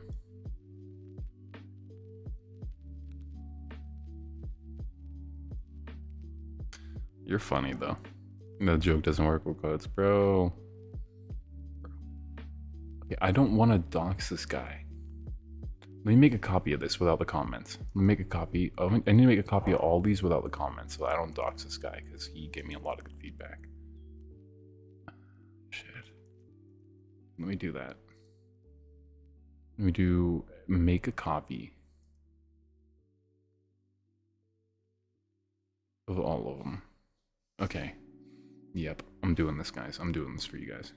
I'm going to take all my slides that I made and I'm going to make them readily available to you guys. You know, maybe I shouldn't do that, guys. Should I gatekeep my content until I like go over it with you on stream and then I give it to you? Should I be that guy? Dude, I feel like I really should for views, not gonna lie. Like, I feel like I really should. But it makes me feel bad that I'm even having that thought. Am I a douche? Am I a douche for that, guys? Am I a douche for gatekeeping my content for views? Like, I did work really hard on this. You know what I mean? These are my quantum lectures. It was really hard, guys. I did do a lot of research. Bless you. Apocalypse sneezed. Okay, I'm gonna... Can I get rid of all the comments? Okay, I'm gonna get rid of all the comments later. But I'm gonna open one of them for you guys. I'm gonna open the first one. Let me see, do I have... I think I would have no comments on the first one, because I think I refined that very nicely. Yeah, okay. Let me show you guys. I'm gonna give you guys the intro. I'm gonna give you guys what I would give, like, the first or second year computing security students, okay? Just for funsies, okay? Just for funsies for right now. Doesn't work with qubits. We're about to talk about qubits. Look at this. I got rid of my last name too, guys. I got rid of my last name. Just for you guys. Just for you guys. So, I put together a ton of fucking slides. Well, this is a little timeline about advents in quantum computing, mostly related to IBM and MIT, but basically, this goes from, you know, very simple paradoxes to, you know, something called Bell's inequality, and then, you know, all sorts of things like, I mean, quantum topological order, oh god, superpositions of cookies in the oven, if you peek, you ruin quantum cryptography, quantum teleportation, right? Shor's factoring algorithm. Dude, Shor's factoring algorithm, can I tell you guys a story about Shor's factoring algorithm? Just like a little bit. I'm going to tell you guys a little bit about this. Maybe you guys already know about Shor's factoring algorithm, but in case you don't, you guys know... Can anyone tell me, class, can anyone tell me where cryptography gets its security from? Can anyone tell me where cryptography borrows its security from? Can anyone tell me? Anyone have any ideas? Any answer is a good answer. Anyone? Anyone have any ideas? Hard to compute things, that's good. Can you get a little more specific? Can you get a little more specific than that, Bobalong? You're on the right track. That's you're like, you know that mining meme where that guy's like really close to gold and he's turning back? The Egyptians do, that's really close actually. That's really close. Maybe, I'd say the Persians probably, but close, very close. Okay, so Bobalong's really, yeah, you're right there, dude. Okay, so most cryptography borrows its hardness from the discrete logarithm problem. Have you guys heard of the discrete logarithm problem?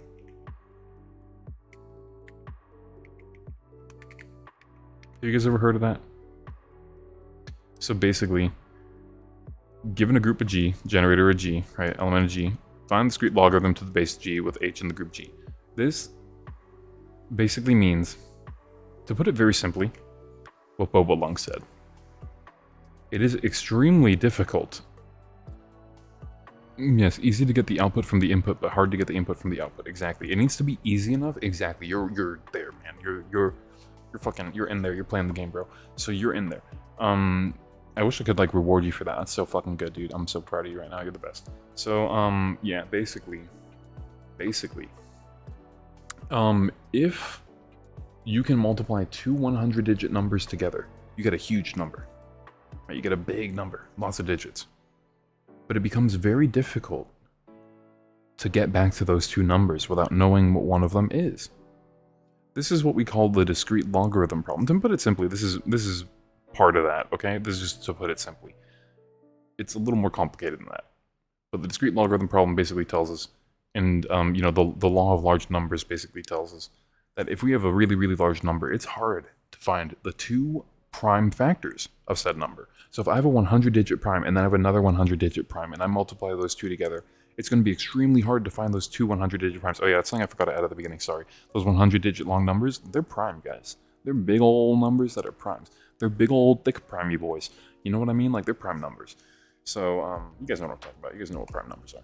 So, classical state, right? When we think about a computer, guys, we think about 0 and 1, right? That's a 0, that's a 1. That's off, that's on, right? When it comes to quantum computing, people think about it being a 0 and a 1. I really don't like this. I really don't like this, right? I think it's not doing good by people, right? I think it's treating people like they're stupid. To say that a quantum computer is 0 and 1 at the same time, I think is to call your audience stupid. That's what I believe. So maybe people disagree. That might be a hot take, but I really think that that's calling your audience stupid. And I'm going to tell you why. The reason why is quantum states are actually different.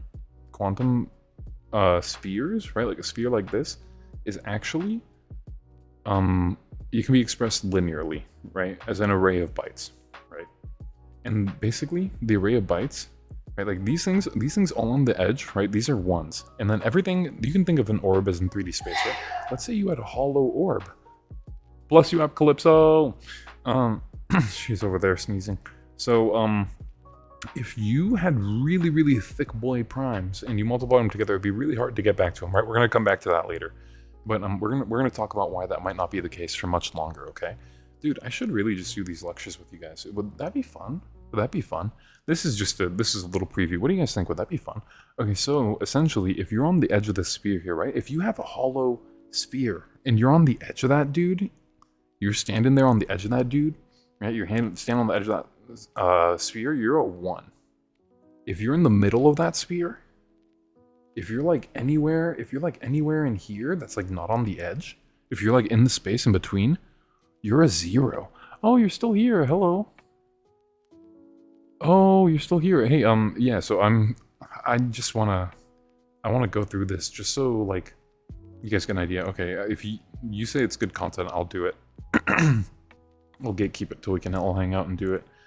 I don't know if I should do quantum lectures right now. Should I just do quantum lectures right now, or should I continue with the news? Should I start a poll for that? What do you guys think? Should I start a poll for that? Damn, I'm asking so many questions. Quantum spin, guys. You know what quantum spin is, right?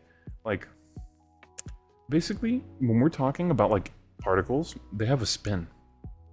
And they have 2 poles. It's like the Earth, guys. It's kind of like the Earth. It's like a little baby Earth, right? But it's like a subatomic Earth. It's like smaller than an atom, you know what I mean? It's like the tiniest thing in the universe. Not really. They're quarks and antiquarks, but we're not going to talk about those.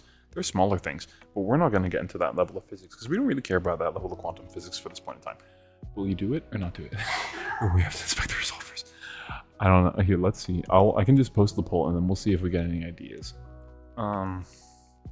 Continue quantum lecture.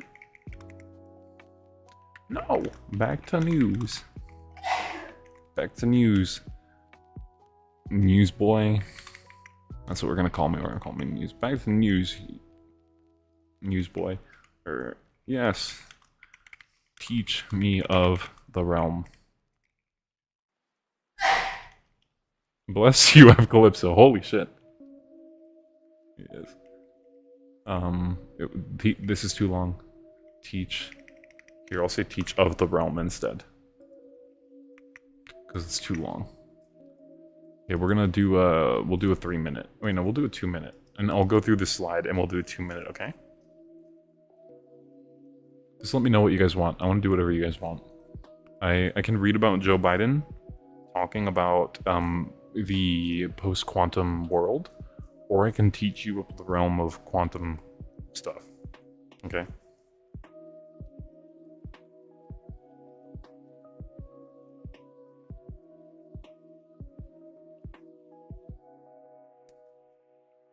They still use these slides at the university, apparently.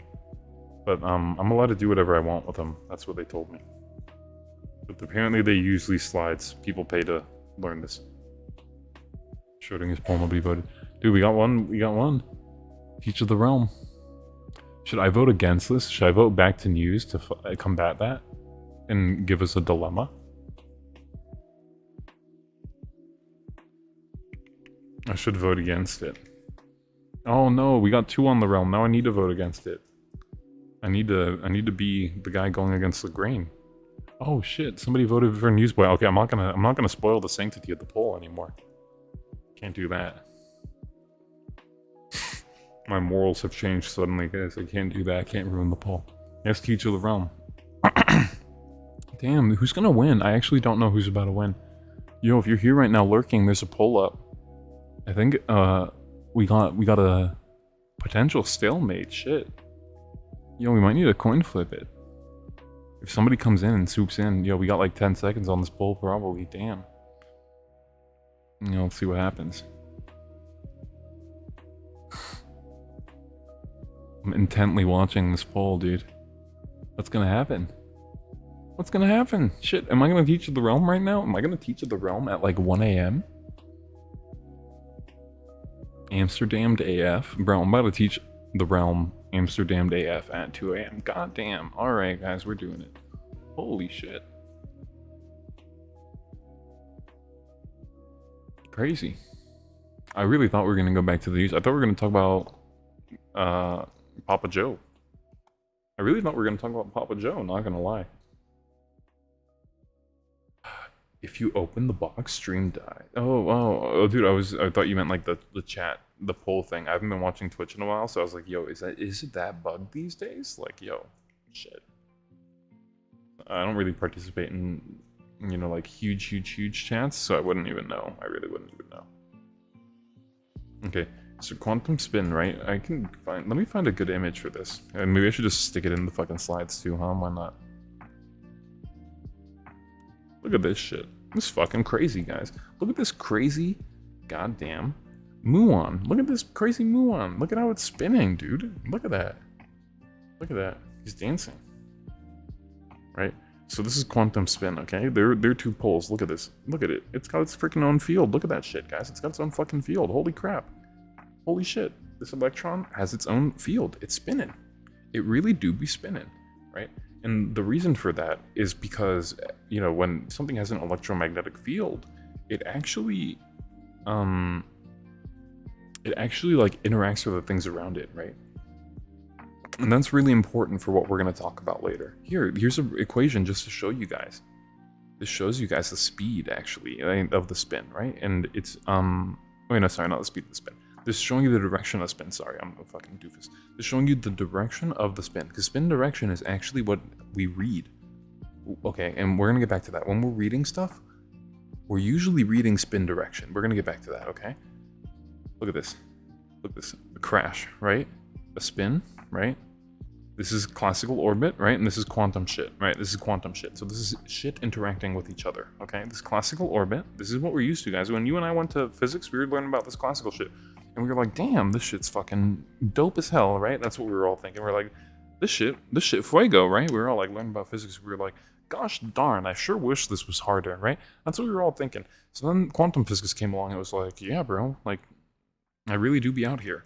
And that's essentially what happened. That's basically word for word, you know, what the subatomic particles said to each other. And that's how quantum physics happened, okay? So up, down, right? Those are two spins, right?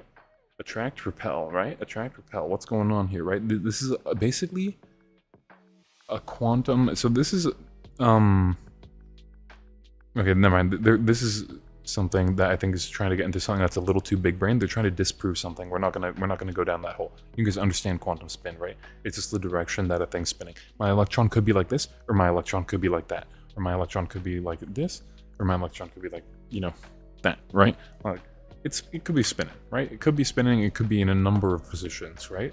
These numbers of positions vary based on the particle. We're not gonna get into that today, or we're not gonna get into that today. I think, if I remember what I wrote in 2019, we're not going to get into that today. But the simplest form a quantum bit can take is its spin, right? That's how we can measure things, right? Like I said, when we're measuring things, we're usually talking about spin. I need to change the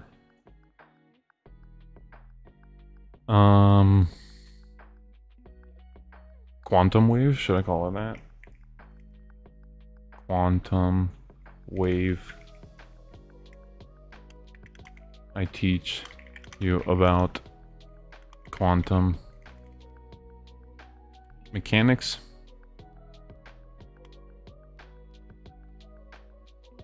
I teach you about quantum mechanics. That sounds good, right? Quantum computers and mechanics.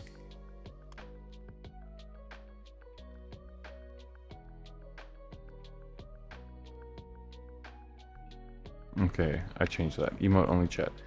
Okay, that's pretty dope, man. You dropped some fuego in here. I don't know how to even do that. Is that something that just happens automatically? Oh, I need to turn that on. Here you go. We're emote only. Drop them emotes, guys. We got them Kaipute chills. We're chilling, bro. We got them Kaipute hypes. We got them Kaipute hacks. Check that out. All right, quantum spin. The simplest form a quantum bit can take, right? Intrinsic magnetic dipole, right? In elementary particles. What do these words mean? These are a lot of weird words, right? And you can take a crack at it if you want. You guys feel free to say, haha, see what I did there? But basically, also, I'm Amsterdam as fuck, so I kind of did forget. An intrinsic magnetic diode. Okay, so now basically what does that mean? Well, electronic particles, guys, let's talk about that. There's no substructure. And what that means, I'm so fucking, oh my god, bro. So, ooh, look at that. Look at that little smiley. I love that. That's cute. So, elementary particles, right? What does that mean? That means that there's no substructure. What do we mean? Well, if there's no substructure, it means it's not composed of other particles, right? If something is, let's say, a composition of something, right? Like we're talking about carbon, right? If we're talking about a carbon atom, well, that's composed of other things. We don't care about that. We're not concerned about that. We're not measuring that. We're not concerned about any of that shit. You know what I mean? We might use an electron that came from a carbon atom. We may. And we may have that in a particular spin. We may have that with, composed next to a ton of other particles. We may, and we may measure that result, okay? We're going to get to that. What is a dipole? Equal and oppositely charged magnetic poles. Dipole, two poles, that's what it means, right? North pole, south pole, right? You could think of it that way, right? And we saw that like heart, right, guys? Here's a little thing for you, like our little quantum heart, you know what I mean? But it's like, it's the things, it's where the magnetic poles are. You guys see what I'm talking about? Okay, I'm gonna turn chat back so that you guys can interact. I like you guys talking. Okay, so an intrinsic magnetic dipole, okay? Intrinsic, what does intrinsic mean? Well, it means that it's a self-contained quality. What does that mean? Here we go, I'm so blurry. What does that mean?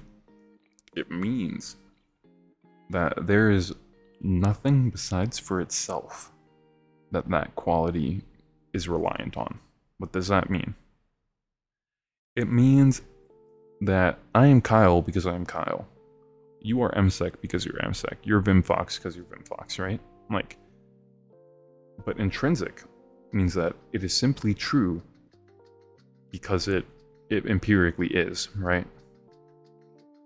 The sky is blue. Most people would consider that to be an intrinsic quality. You know, like obviously sometimes it's red, sometimes it's this, sometimes it's whatever, right? And maybe not the best example. Intrinsic, what, like Let me find a better way to define this word. What's the best way to define intrinsic? Belonging naturally to or essentially, right? So like belonging to something naturally, right? Like a flower intrinsically is found in nature. Flowers are in nature. The sky is blue for a reason though. Yeah, but it's like kind of, you know, an intrinsic quality of the sky on Earth is that it's blue due to the composition of, you know, the components in the atmosphere. Right? Obviously, it turns red for a specific reason, right? And if there's a fire or something, you know, that also, you know, the sky looks different. California boy, you know, fires everywhere. But yeah, the sky is blue for a reason, for sure.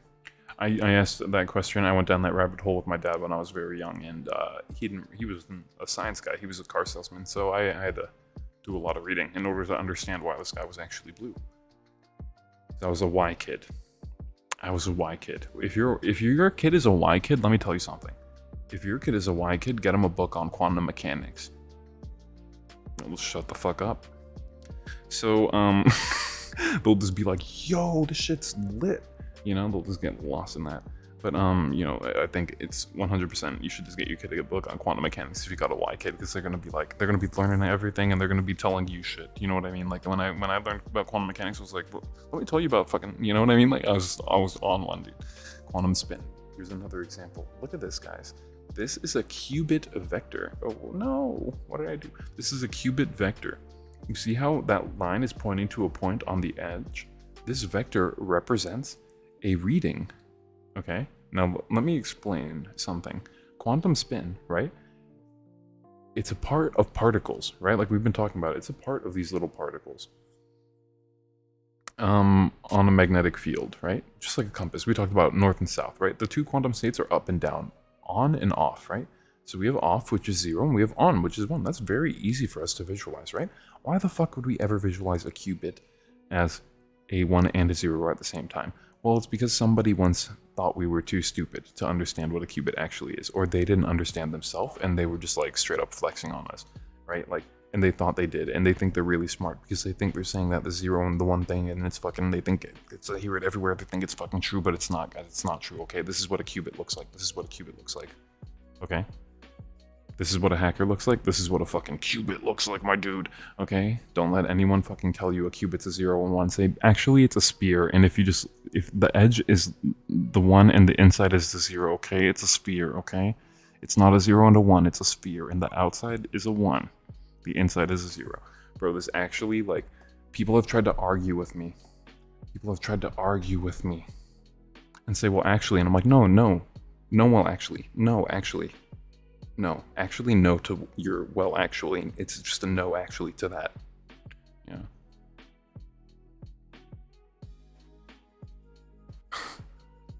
Yo, what the fuck? Bobolung, you always have something interesting. You always have something interesting. I will look into that. I will look at that after this. Okay, so compasses have the lowest energy when it's pointing along the Earth's magnetic field, right? The lowest energy. It's just chilling there, okay? It's just hanging out. Nothing's acting on it. And the highest energy when it's pointing against the magnetic field. This is the same idea, okay? So when it's pointing against the pole, when your qubit is pointing against the pole, when you're reading, the vector that you're reading, the spin that you're reading is going against the pole. Do you guys follow me? When the spin is going against the pole, there is the most energy, okay? When the spin goes against the pole, there's the most energy. You guys feel me? You guys follow me?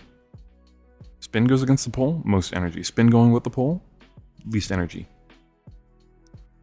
Comprende, muchachos? See? See?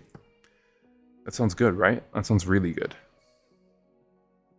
0 and 1 is how we can represent this, okay?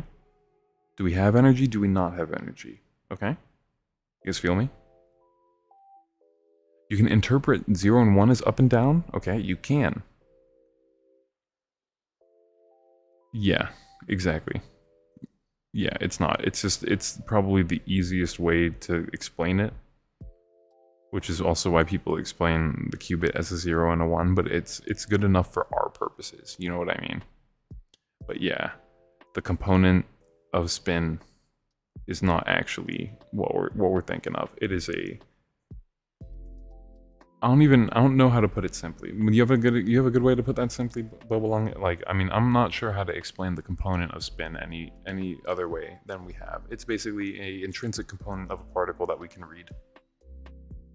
Yeah, it's so hard. It's so hard, dude. It's just an intrinsic quality of a particle that we can read, okay? We're happy with that. We're happy with that explanation because it's good enough for our purposes, okay? 0 and 1, I'm saying a qubit is a 0 and a 1 is not good enough for our purposes, okay? That's not good enough because that's not going to help you. You're not going to understand anything after this, right? So you got to understand the qubit as the way it's meant to be, which is an equation, which is a line. And we're going to talk about the amplitudes of lines, and we're going to talk about all sorts of things, and we're going to get really deep in there, dude. We're going to go like quantum daddy. Like, we're going quantum daddy. So, shit, you guys voted for this. You guys voted for this. If your brain hurts, I'm sorry, but you guys voted for this. Bless you, App Calypso. Compasses have the lowest energy, right, when they're pointing along a field, and the highest energy when they're pointing against a field. Same thing with spin. Same concept. Same exact thing. So a 0 is no energy. A 1 is energy, okay? Bada bing, bada boom. You guys feel me? Everyone cool? Anyone confused? Anyone want me to explain something again? I'll do it. I promise. I'm not the mean teacher. I'm going to explain it again. Quantum spin, Planck's constant, right? This is a fundamental constant, right? So, basically, I'm going to explain this. This may look intimidating. I'm going to explain this. The Planck's constant is a fundamental constant in quantum mechanics, and basically, it's a photon's energy multiplied by its frequency, okay? So, we know that light has frequency. Right, lights have a different frequency. You can set your light bulb to different frequency, folks. You probably can if you got a cool light bulb. If you got one of them smart light bulbs, you can set your light bulb to a frequency. I'm gonna drop some things if you guys want to like jump too. You guys can like jump for stars. Wee. There you go. So basically, jump for the stars. Okay, so basically, check this out. Planck's constant is essentially, okay, so this here is the frequency, okay? And I'm gonna read something, okay? And then we're gonna go through this, and then I'll read something. But basically, you know, go from 0 to 1, up to down. That's what this is showing here. And there are lots of practical applications for this, right? It's like used in MRI scanners, right? So we're talking about magnetic resonance. We're actually just talking, yeah, you should definitely like fuck around with the stream avatars. Is there a command for it? Is it like this? Oh no, there used to be one. Hey, look, yo, look at that. You gave them all the stars. Here. There you go, there are 2 more. Here, I'll drop a ton, so it's fun. I like the stars. I think they're fun. So, basically, if you irradiate a particle with an electromagnetic field oscillating at the frequency of the energy difference between 0 and 1, divided by Planck's constant, then, you know, that's basically magnetic resonance, okay? Ja feel? The Planck's constant is a physical constant.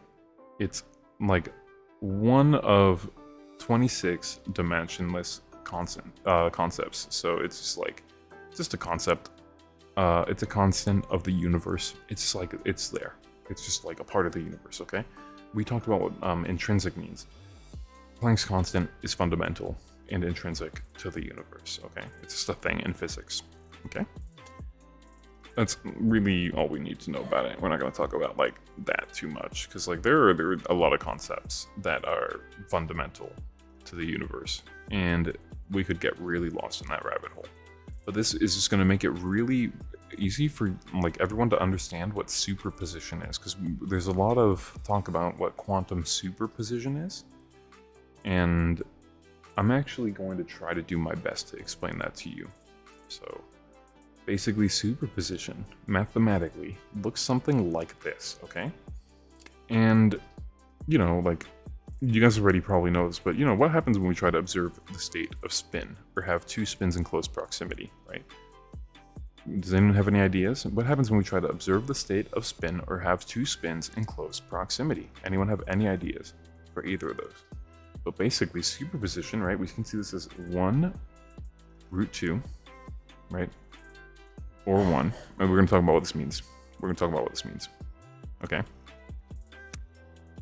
And then, you know, basically the greater, what we're usually seeing is a greater than symbol. We're going to talk about what all this means. Not right now, but we're going to talk about what it means. But this is how you can understand superposition. We got a 0 here and we got a 1 here, right? 0 and a 1, right? And so these things added together, okay? The math is going to get worse. The math will only get worse. Can't see what? Oh, the stars? Or, oh, let me fix that. Sorry, that's my bad.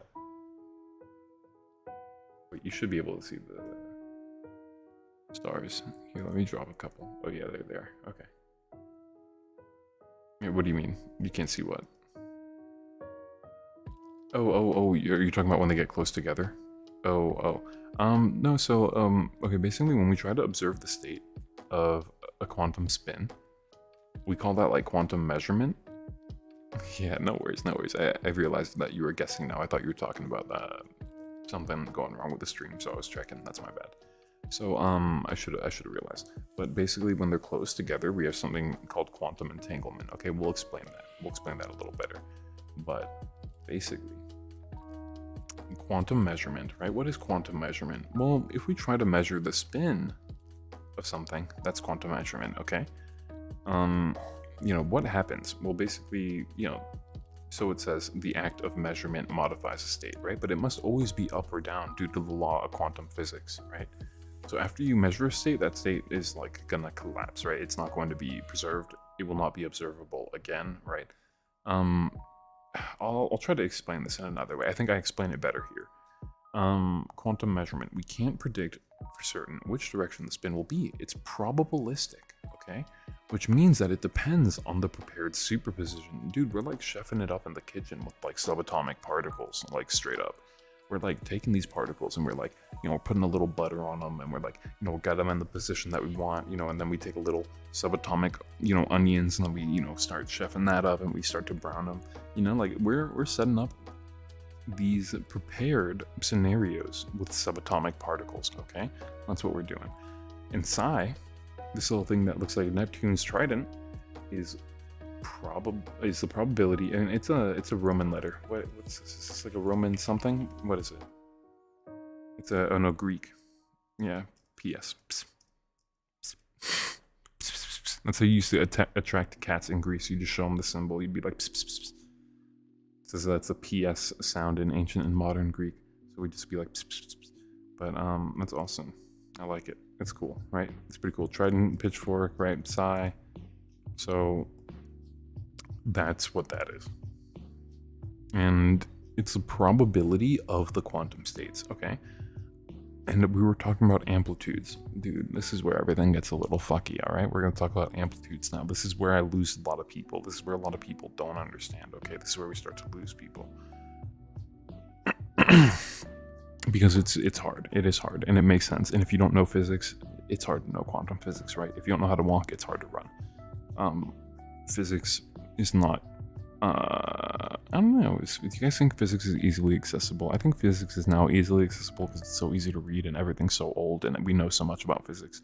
But quantum physics isn't very, very inaccessible. I'll tell you that as somebody doing research, who try to do research in it.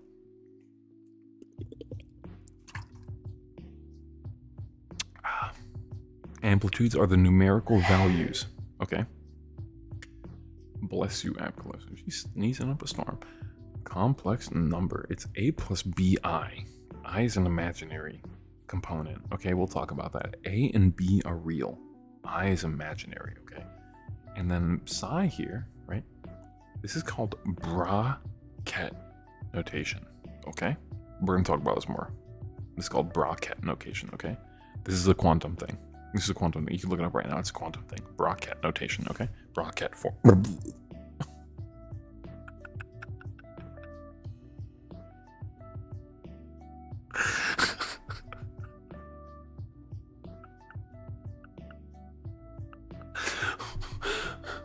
Bracket form, bracket notation, okay?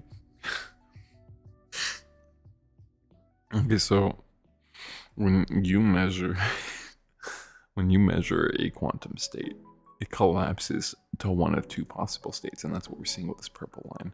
When we measure it, it collapses into a possible state of 1 or 0, because as we know, at any point in time, a qubit can only be a 1 or a 0. It cannot be a 1 and a 0. God damn it, it cannot be a fucking 1 and a 0. Please, no, no, no. It cannot be a 1 and a 0. It cannot be. So, no. Numbers are numbers are the square coefficient. Okay, this is where I lose people, okay? The numbers in bracket notation are the square of the coefficient of the states in the initial superposition. I'm going to say that again because that's where I lose people. That's where I lose people.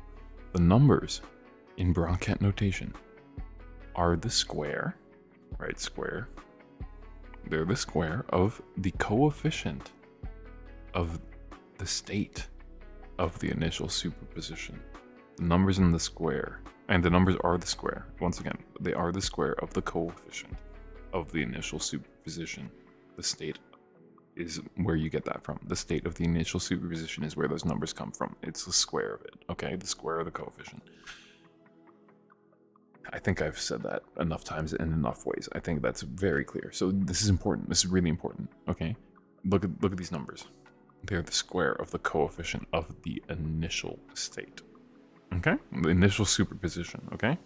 Super important, because this notation is what everyone's doing their research in. If you want to do if you wanted to right now go, I'm giving you the information you need. If you wanted to right now go and potentially fuck around with some quantum computers, you could go fuck around with IBM's quantum computers. With what I'm giving you, you could start writing some quantum circuits. After we're done with all of my lectures, guys, all the slides that I have, you're gonna be able to do that. Okay, dude, I hear from the students that they see my name on these slides and they use them at the university now for the authorization, authentication, and security modeling or something like that. Security models. Yeah, that's a class. I think it's for second year students, third year students. Numbers, right? These numbers are the square of the coefficient of the state of the initial superposition, the state in the initial superposition. That's what these are, okay? I'm dropping stars. Whee! So, the notation, bracket, BRA-KET, you could look it up. It's also called Dirac, which is D-I-R-A-C, Dirac notation, okay? It uses the angle brackets, and the vertical bar denotes the scalar product of vectors or the performance of a linear function on a vector in vector space. So it's the performance of a linear function, right? Linear function of a line, right? On a vector, right? In vector space. Okay, that's what we're talking about. That's what we're talking about here. So that's what the angle bracket denotes, okay? Scalar product. Some of you may know that as a scalar product of vectors, right? That's what it is. Scalar product. Either way, you can understand it either way. So, it's hard to understand some of this stuff.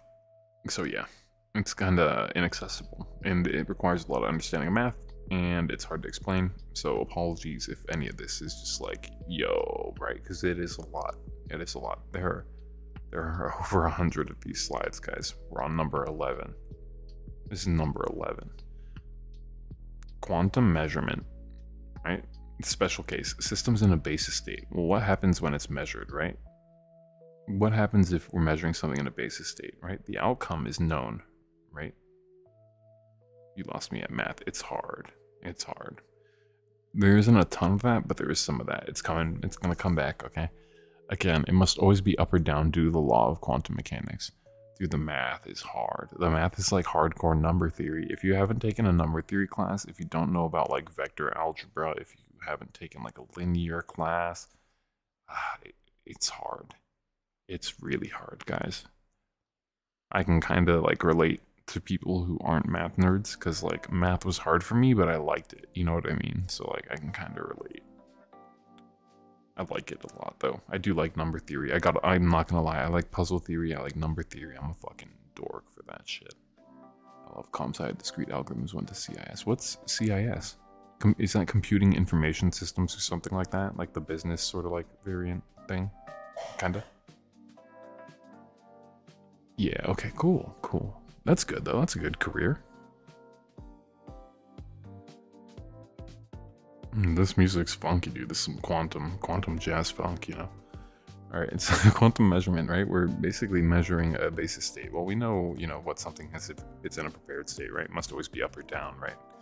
And basically, how do we measure our like positions then? How are we gonna measure something that's like non-basis state? Well, basically we create quantum algorithms and those interpret lots of information stored in superposition and they leave the system in a basis state that we can detect accurately, right? So basically we have inaccessible information after we destroy the state. After we measure the state, the system is destroyed, right? So we have it in a basis state. We put it in superposition, right? We can measure it. We can measure the result. All right, quantum mechanics, guys. This is a quantum gate. This is the most simple quantum gate. Isn't that crazy, guys? This page here is the most simple quantum gate. Okay. Yeah. It's that bad, okay? You guys remember the OR and AND gates, right? You guys remember those gates, right? OR and, right? This is a fucking quantum gate, guys. What the fuck? Quantum gate. Okay, so quantum gate. What's a quantum gate? Well, the H gate means that measurements have an equal probability of being 1 or 0, right? It creates a superposition. It acts on a single qubit, right? And it's mapping the basis states, right? 1 to this, right?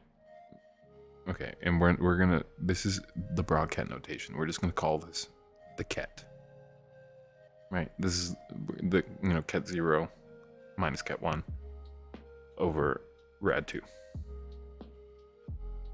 Right, ket O, ket 1, rad 2.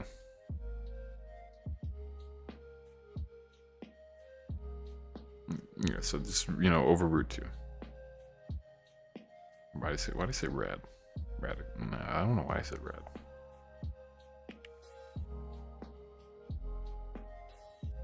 Is that what people? Yeah, is radical 2 radical? Oh yeah, so that's what people used to say, right? We used to say radical 2 when I was okay. I was like, why am I saying radical right now? Is that actually the correct thing? But yeah, radical 2. Yeah, these bases are minus and plus, right? And then linear representations. Right, so yeah, these are the bases, right? Base states, okay? And linear rotation right here, right? So pi about the x-axis, right? So it gets really bad, guys. It gets really bad. The math gets really bad. I'm so sorry. I'm so sorry. It's so painful. Pi about z-axis, right? And pi over 2 about the y-axis, right? These are the linear rotations here. Check this out. Okay. So those are there are a couple ways to represent linear rotations about an axis, right? There's a matrix inverted and multiplied by itself, right? Results in the identity matrix, right over here, as you can see.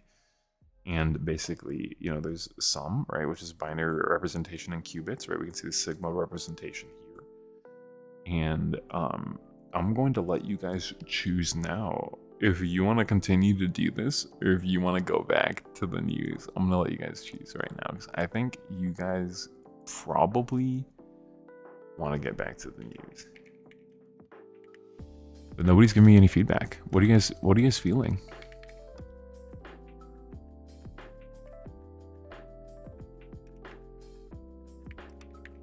Yes, I love it down the hole. That's what yes, I love it, Lego. Exclamation mark. Yes, I love it, Lego. No. Weird. Math. Scary is the other option. Okay, I'm gonna throw this up. We have no weird math. We have no weird math scary, and then we have yes. You know, I love it, Lego. we got a stalemate. We need a tiebreaker. We need a tiebreaker. We need somebody to choose. Is the weird math scary? Or should we continue down the quantum rabbit hole and just like get progressively more lost in the quantum sauce? This quantum ragu. Yes, weird math.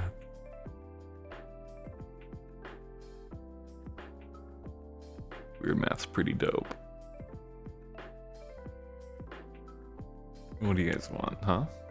What are you guys feeling? Bo Belung, you gotta vote on this, dude. Come on, where you at?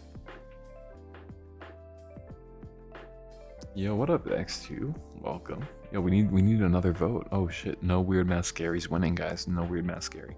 So if there's anyone here who hasn't voted and you want to keep seeing weird math, weird scary math, yo, like if you want to learn more about the Hadamard gate real quick and you want to learn about quantum mechanics and like how computers are gonna like absolutely destroy society, you know, you gotta vote. Oh shit, dude, we're tied. Yo, somebody needs to help. Yeah, someone needs to help. Someone needs to make this decision real quick, dude. I'm gonna like someone needs to make this decision. Yo, you're cranking 90s on Infor. I don't know what 90s are, but that sounds really good, dude. I'm happy for you, actually. I have no idea what the math is, but super interesting. That sounds really good. I'm assuming that's a good thing. Cranking 90s sounds like 90's a big number. Like out of 100, that's basically, you know, you're there. You got an A. I think quantum needs to, oh, yeah. That's a good idea. I'll run out of content really fast. I only have 100 something slides. I think I'd run out of content really fast, but yeah, it's a good idea. Maybe that's a good idea. Damn, we're 2-2. Dude, we need to run it back. Fuck. Okay, I think the fact that we have at least two people, you know, saying that like this is a little too much right now, makes me think that I want to go back to the news too. But you know, I do like to keep the poll fair. So here's what I'm gonna do, guys. I'm gonna do a little bit of compromise because we tied. I'm going to finish the next 3 slides and then I'm going back to the news. That's a promise, okay? Destroy the poll and we will know. Okay, here. There you go. My bad. I'm a noob when it comes to this shit. I'm a streaming noob. You guys are like the only reason I'm doing this the right way. There you go. I clicked delete poll, so that should like pop it over to you guys. Dude, you're funny. You're funny, man. I hit the delete button on the poll, thinking that it would show you guys the results after that or something. Like, bro, I'm so fucking Amsterdam right now, guys. Holy shit. Okay, so, you know, we talked about this. Okay, basically, sum is a binary representation of n qubits. N qubits being the size of our quantum computer. If we have a 30 qubit quantum computer and we're doing a 30 qubit operation, our n is 30. Okay, n is always going to be the number of qubits. Just remember that. N is always the number of qubits. N is always the number of qubits. Okay, it's going to be very helpful later on. Like 90 degrees. It's a way to build up high fast. Oh. My building skills. Oh. Oh. Shit, that's cool. Cranking 90 degrees. Oh, gotcha. Oh. Oh, I know what you're talking about. I know what you're talking about. Like people like building and jumping and shit like that. Yeah, they like build and jump and build and jump, and they're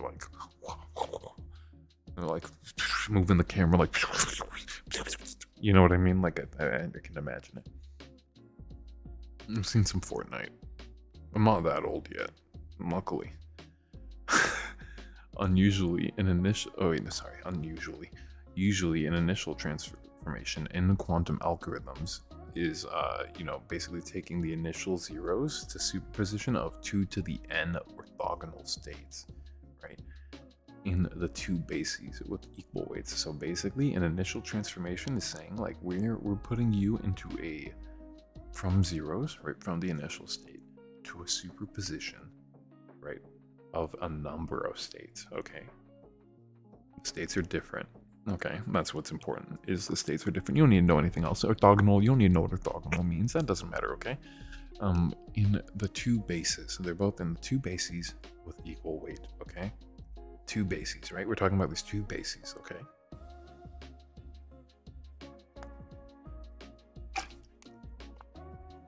You guys feel me? Does anyone understand anything I'm saying, or am I like fucking just like, yo? Used encryption, signal processing, compression algorithms, or like JPEGs, XR, MPEGs, Grover's algorithm, Shor algorithm, right? So like that's what this is used in, right? Essentially this idea. Like you could use it in like compression algorithms, like stuff for images, right? Like JPEG XR, MPEG-4, AVCE, right? And then a couple quantum algorithms, Grover's algorithm and Shor's algorithm. We'll talk about Grover's and Shor's algorithm. You may have heard of them.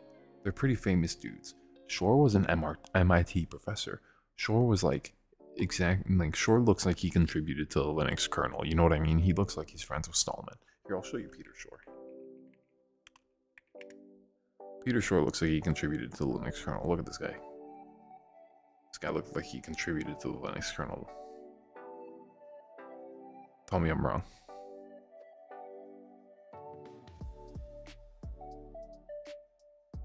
This guy looks like he's about to give you the best lecture of your life. This guy looks like he knows some secrets, you know what I mean? Look at this man's.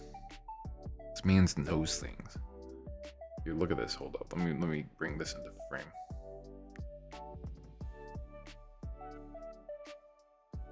Oh no, I can't even do that. Here, let me try this. I want to show you guys this picture of him. Look at this. So that's like an award from CERN, I think. Oh no, that's the Dirac medal. Oh, so that's like a quantum medal. Damn, dude. The highest honor. I mean, like what you saw, this is called Dirac notation. Dirac or Brocket. Highest honor. Yes. Yes, exactly. Bobolong. Thank you. I wasn't really gonna go into that, but thank you. That actually probably helped people, and I probably should have gone into that, but I'm trying not to go into every little thing, because also I know people just want to see the news for the most part. But I appreciate anything you guys post in chat that helps other people learn about what we're talking about, like especially if it expands on my explanation of things. So I do appreciate that. Okay, so quantum entanglement. What happens when we take more than one qubit / spin? Well, basically, they affect each other, right? Just like, people affect each other, and like, breathing affects, the composition of oxygen in the air. There are interactions, right, between the smallest things in the universe, right? That's what we're observing, guys. Isn't that incredible? We're observing that particular thing. We're observing the interactions between the smallest things in the universe. That's what we're observing. Doesn't that sound crazy? Isn't that insane? But that's literally 100% what we're talking about. We're okay, so there might be things that are smaller. We're not going to get into that. There might be things that are smaller. There might be. It's a theory, okay? But as far as we can prove right now at this exact point in time, we're basically fucking with the smallest things in the universe. That's kind of dope, right? That's pretty dope. You guys think that's dope? I think that's pretty dope. Fucking with the smallest shit in the universe. It's literally the smallest stuff in the universe. I think that's the coolest thing ever. Okay, so quantum entanglement, right? We're taking more than one, we're putting them next to each other. We're saying, hey, yo, what up? What up, qubit 1? This is qubit 2. Hey, what up, qubit 2? This is qubit 3. Hey, what up, qubit 3? This is qubit 4. Like everyone meet qubit 4, I'm just going down that list all the way to n, guys, all the way to n. N is the number of qubits in your system. Remember that, wink, wink. N is the number of qubits in your system. N is the number, and it is the number of qubits in your system. Remember that.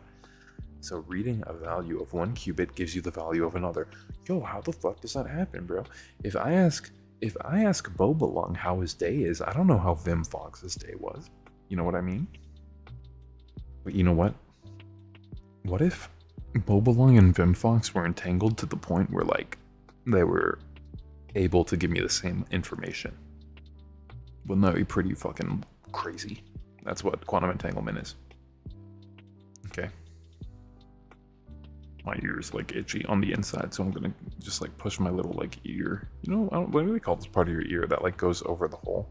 I just, like, itch my inner ear with that. Oh. Give me a sec, guys. I'm, like, straight up, like, ear itchy. Okay. I think this is pretty dope, guys. I think seeing the smallest shit in the universe is pretty dope. Okay, so basically, reading the value of one qubit can give us the value of another.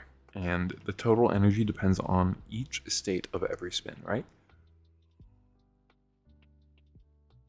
Basically, we can learn everything about the system from one point. And that's crazy, okay? That's why quantum entanglement is like mind-blowing. We can learn everything about the system from one point in the system. Like, hey, yo, what the fuck, okay? That's pretty legit. So, remember, you can rotate spin by applying oscillating magnetic frequency, right? I'm sorry, by applying an oscillating magnetic field, right, at the frequency proportional to the energy difference between the 1 and the 0 states, right? So you can rotate the spin of a particle. We can set it into a specific position, like we're chefing up a fat-ass steak. We can set it into a nice position, you know, and cook it over a fire, like in the perfect position, and get it exactly where we want it, and we're like, yeah, the steak is in the right. I don't know where I'm going with this. You get the idea. You get the idea. I've already used enough cooking metaphors. I just want food. But basically, the idea is you put it in a position and you know what's going to happen. Not like you know what's going to happen, but you know what your potential outcomes could be, and you care about those potential outcomes because understanding what outcome we're going to get is going to answer our question that we're asking with our quantum algorithm. You understand what I'm saying here? Okay, we're going to have to move on. Yeah, but basically in this equation, 0 minus 1, right? 0 to 1. Branch is created from the superposition, right? Because spin B flips 1 when spin A is 0, okay? So we're talking about this. And then in this equation, right, 1 minus 0 branch is created from superposition because spin B stays 0 when spin A is 1. Basically, it's just a fancy way of saying that when, you know, when we're looking at one thing, we can tell something about the other, okay? And it's a branch. It's a branch, okay? Oh, I'm not gonna scroll past that yet. Sorry. And basically, the probability amplitudes, right? The probabilistic, you know, result, right? Psi, right here, will be just like any sum of probabilities, right? So, like you used to do something in school. Do you guys remember like combinatorics? You used to see the amount of outcomes, guys, right? And you used to calculate. When you were in high school, you probably learned about combinatorics, and you probably had to like understand like NPR what was it NPC and like what was the other button? There's another button on the calculator. You guys know what I'm talking about. Combinatorics, right? You would understand, right, the amount of permutations, right? The amount of permutations, and then you would calculate the potential of one possibility occurring, right? So imagine if you calculated the possibility of every single thing occurring, right? And you represented it as a decimal. Well, when you added all of those together, it would become a 1, right? 1.0. 1.0 is 100%, right? 1.0 is 100% probability, right? 100% probability. You could have 50%, you could have 25%. You could have all these different probabilities.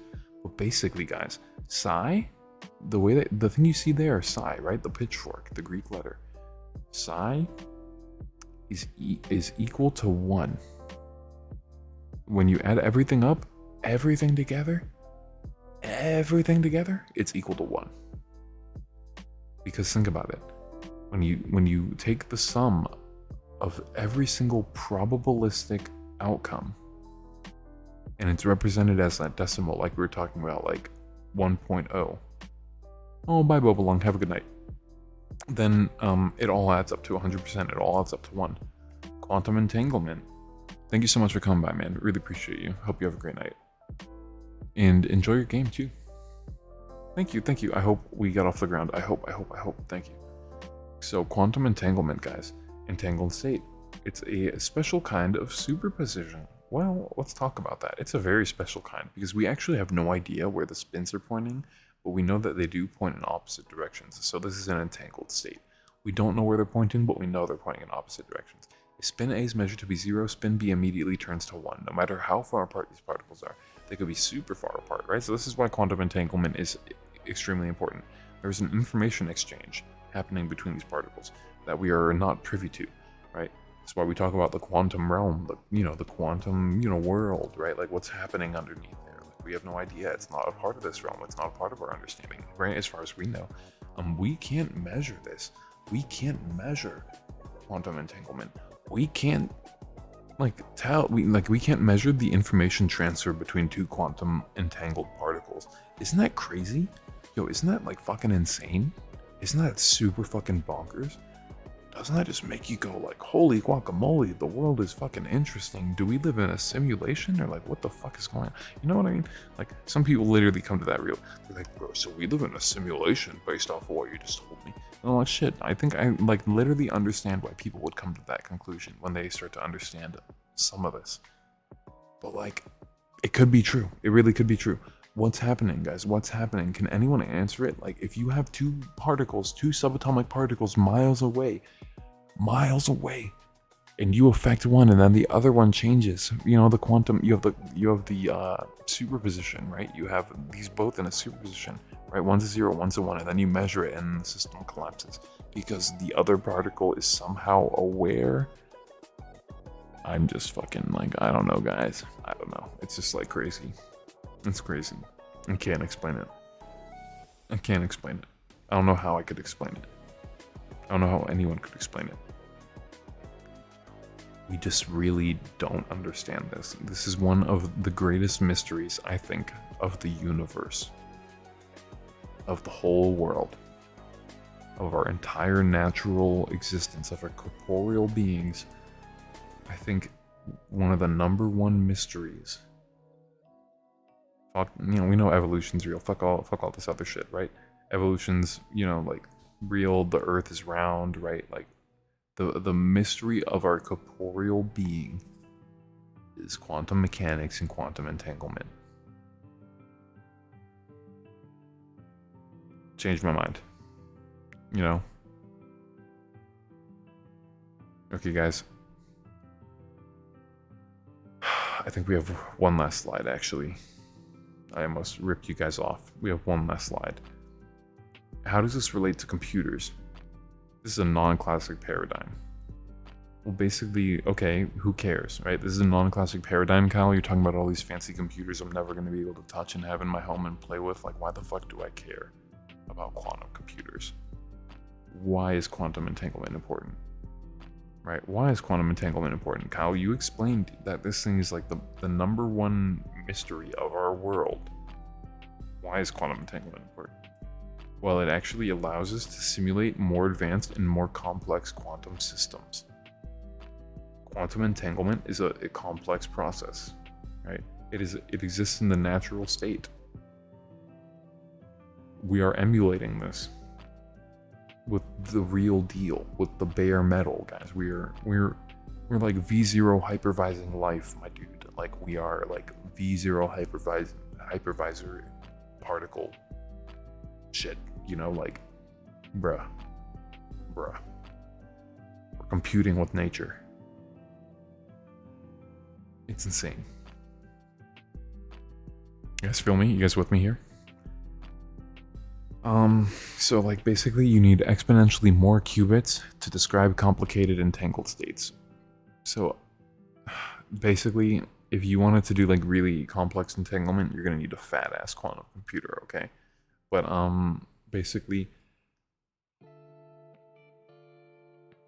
excuse me, guys. Basically, accessing entangled quantum states is the key to utilizing the power of quantum systems, okay? Accessing entangled quantum states, right? Entangling quantum particles, accessing these states, understanding these states, manipulating them, using them, then measuring the result is the key to utilizing quantum systems. Entangled states are super fragile. They're susceptible to interference from the outside, okay? They're extremely susceptible. Anything can cause interference in a quantum system. Anything you can think of. Any insignificant thing you can think of can cause interference in the quantum system, okay?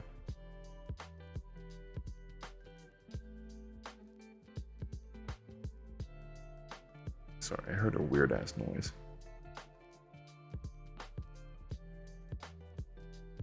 That was weird. Okay, sorry. I heard a weird ass noise. That kind of tripped me out.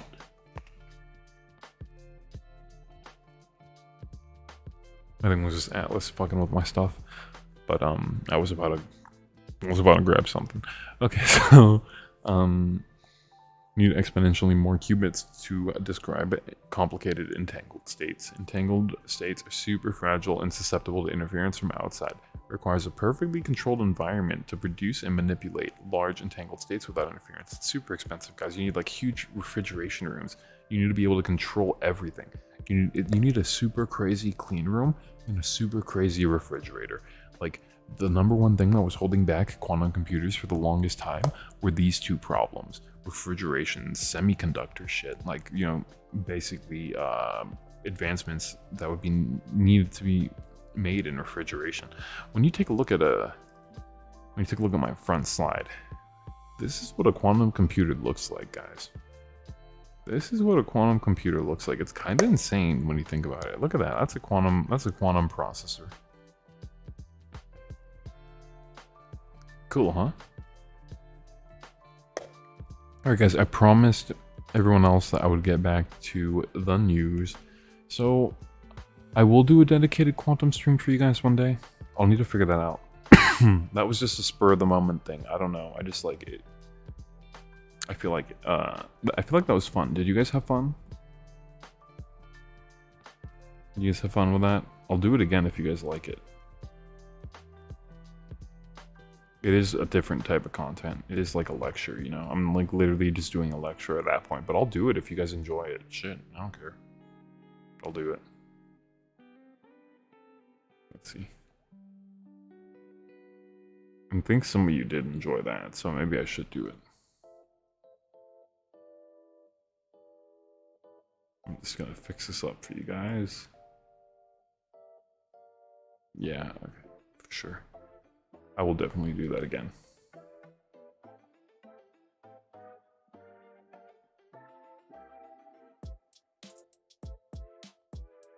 Awesome, definitely will do. I will definitely set something up. I think that's a good idea to have a dedicated stream. I'll definitely set something up like that.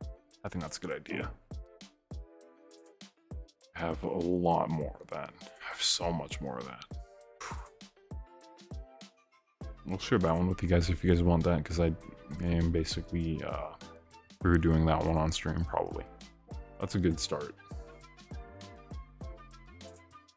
We're gonna change our title back, I think.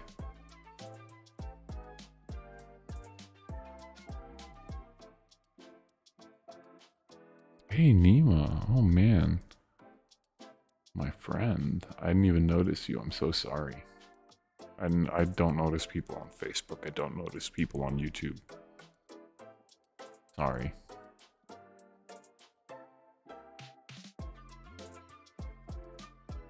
I'm gonna pop that back up. How long till my flight? Dude, I'm out of here in like 4.5 hours. Oh, damn. Out of here in 4.5 hours. Alright, so yeah, breached twice this year. They got clapped up in August, the developer environment got hacked, compromised developer account. I mean, they didn't respond. Okay, and then they said that, you know, the attacker had access to data for 4 days, probably data systems, right? And, you know, they said that, you know, don't worry guys, we have AES 256 on all of your lost, you know, vaults, all of your leaked vaults. Don't worry. So let's talk about Dark Brandon Rising, our favorite, Joe Biden. So Joe Biden is a Democrat. Some of you know that I'm pretty left-leaning. It's literally in my channel description. But you know, I see Biden the same way I see Obama for the most part. A disappointment, just another neolib, you know. But oh, Atlas agrees. He's right here. He agrees. Atlas agrees that Biden is a neolib, and Obama was too. So Biden signs post-quantum cybersecurity guidelines into law. Okay, and the new law holds the U.S. Office of Budget Management to a roadmap for transitioning federal systems to NIST-approved post-quantum cryptography, right? Post-quantum cryptography is going to be extremely important. As we talked about, we are planning and anticipating that our adversaries will obtain a quantum computer. It is not a matter of if, it is a matter of when, right? So this will become extremely important for financial institutions, government agencies, and just ordinary normal citizens. No worries. Yeah, not dipping too deep into politics, but that is super late and you definitely gotta sleep. I'm banking on being able to sleep on the plane. Let's see if that checks out. Sometimes it doesn't check out. I'm just covering a couple more stories and then calling it, so you're not gonna miss much. Do not worry, my friend. Thank you so much for the support.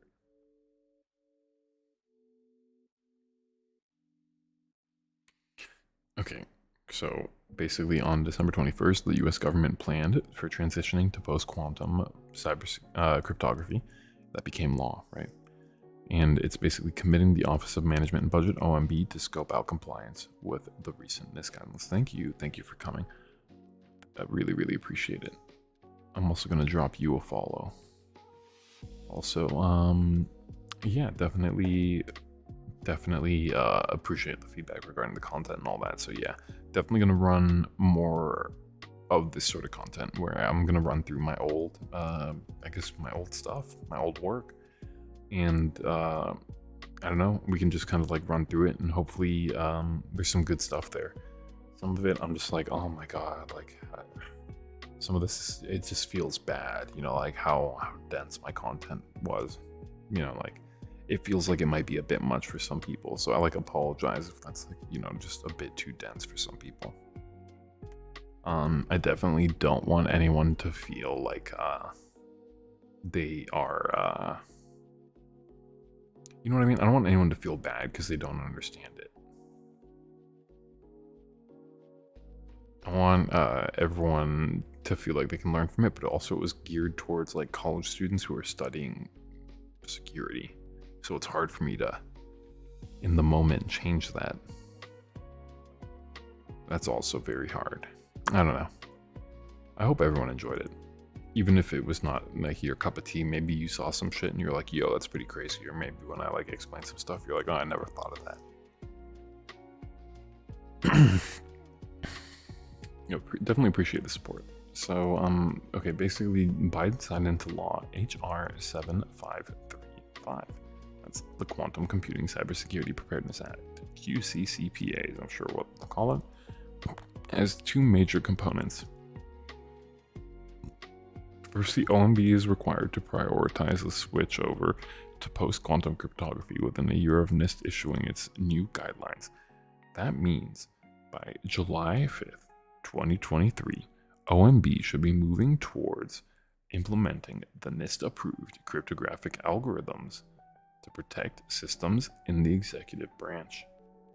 Basically, they're saying that the government needs to be ahead of the curve. This is really good.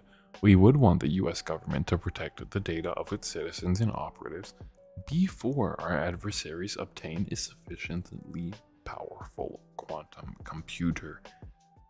We do. We really do. We really should. We should make sure that everything's in order. And yeah, it's just really bad when we're not, you know, not making sure that we're ahead of the curve. When we're doing the bare minimum, that's when we're gonna get caught with our tail between our legs, right? Not good. OPM hack. OPM breach. That's all I gotta say. Americans know. The OPM breach. When we're doing the bare minimum, that's when we get pwned, right? That's when shit hits the fan. That's when, you know, stuff falls apart, right? So we don't want to do the bare minimum in terms of security. We want to do as much as we can, right? So especially as a government, we should be focusing on these practices. And I'm really excited to see this. It's good. It's good stuff. A second component of the new law gives the OMB 1 year from the signing of the bill, so by December 21st, 2023, to send Congress a report outlining its strategy, asking for funds for the transition to quantum-safe systems, and detailing its efforts to coordinate with the internal standards organizations and other consortia. Basically, there are lots of groups that are going to be a part of this. Mostly probably NIST, and also probably like, you know, CISA. That's probably it. That's probably it. Probably other standards, maybe some tech organizations, tech standard organizations. Yeah, but probably just NIST. Probably NIST and what else did I say? I said something else. NIST and that other group I said earlier. Whatever it was. Oh, wait, NIST, OMB, and geez, who was it? Who else did I say? CISA, CISA. Okay, that's probably gonna be it. Wow. Interesting stuff, guys. The OMB issued a memorandum on November 18th for agencies to run an audit of systems vulnerable to cryptographically relevant quantum computers. Right? So basically, cryptanalytically relevant quantum computers. So they're saying that, you know, basically quantum computers that could perform cryptanalysis are pretty scary, right? You need a hybrid system. Actually, you need a quantum and a classical system to do a lot of advanced stuff like Shor's algorithm, right? To, like what we talked about, solve the discrete logarithm problem. This kind of does have to do with that. Wow, this ties into that content so well. Now you guys have such a great, robust background in quantum mechanics and quantum computers. I wonder where you got that from. So, such a robust background. I love your robust background, which should help the agency reach its deadlines. That memo consorts with Biden's now I need to go to sleep. National Security Memorandum for the year before that direct specific actions for agencies to take as the U.S. becomes. Oh my god, I need to go to sleep. I can't even read anymore. Begins the multi-year process of migrating vulnerable computer systems to quantum-resistant cryptography. Quantum computers will need to become more powerful in order to break current cryptography. But it's not just power that makes cryptanalytically relevant quantum computers a threat. Shor's algorithm, which is specific to quantum computing, creates a shortcut that makes decrypting most existing encryption much easier. Yeah, we talked about this, solving the discrete logarithm problem. We talked about this because we know about this. We know. So the new law also gives the OMB 6 months for signing to work. 6 months from it, signing to work with the National Cyber Director and, oh yes, CISA, here it is, and the Director of the Cybersecurity Infrastructure Security Agency, CISA, to issue guidance on migration. What just popped up? Something just popped up. I don't know what it was. Well, it tripped me up. I thought I saw something in chat. That was weird. Okay, so to issue guidance on the migration of information technology to post-quantum cryptography. So the OMB may be working on that. The acting cyber director, Kemba Eneas Walden, however, since the current director, Chris Inglis, announced on Wednesday that he will be stepping down within the next 2 months. Oh, dang. Yeah, so there you go. Critical Microsoft code execution vulnerability basically patched in September. They just realized how serious it is. It was like Eternal Blue. We talked about this one. Actually, we already talked about this one. But basically, this could be exploited. Eternal Blue could be exploited using SMB, server message block protocol. Right, this new vulnerability hits a wider range of protocols. We did talk about this one before, but they did fix it. And you should definitely make sure that you update. But we did talk about this one before, actually, in a previous episode. So check the last episode of this if you want to check that out. Basically, another thing is Google ad traffic leads to stealer packages based on free software. Ayo, what the fuck, right? So Google is basically pushing people towards spyware. How's that happening? Let's find out.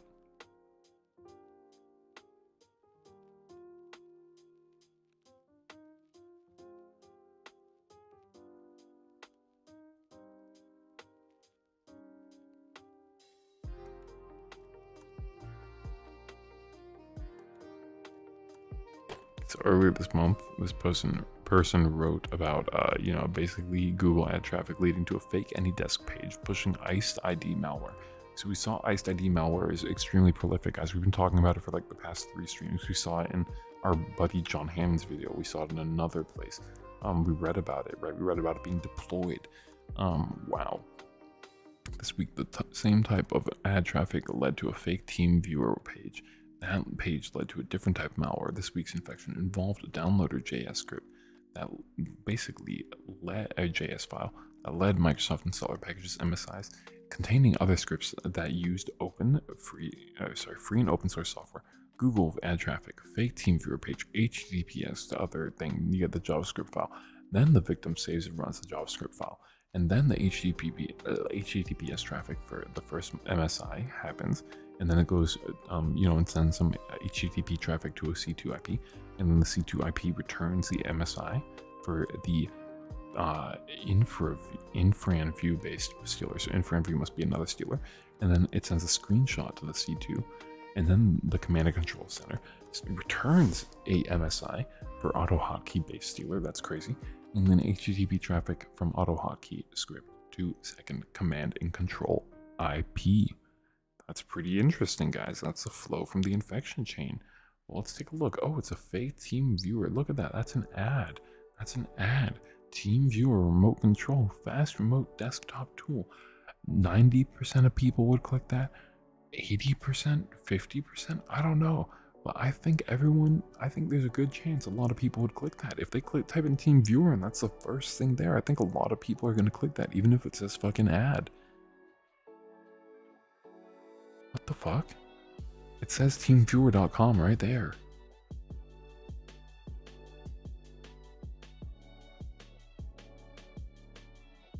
Oh, look at this. That's a fake ass URL though.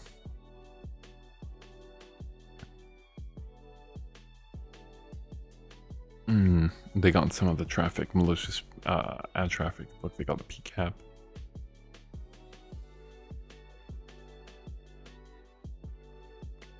Damn, look at that. They debugged it. Yeah, they saved it. Okay. And then they found this AdSense page. Look at that. They got an ID.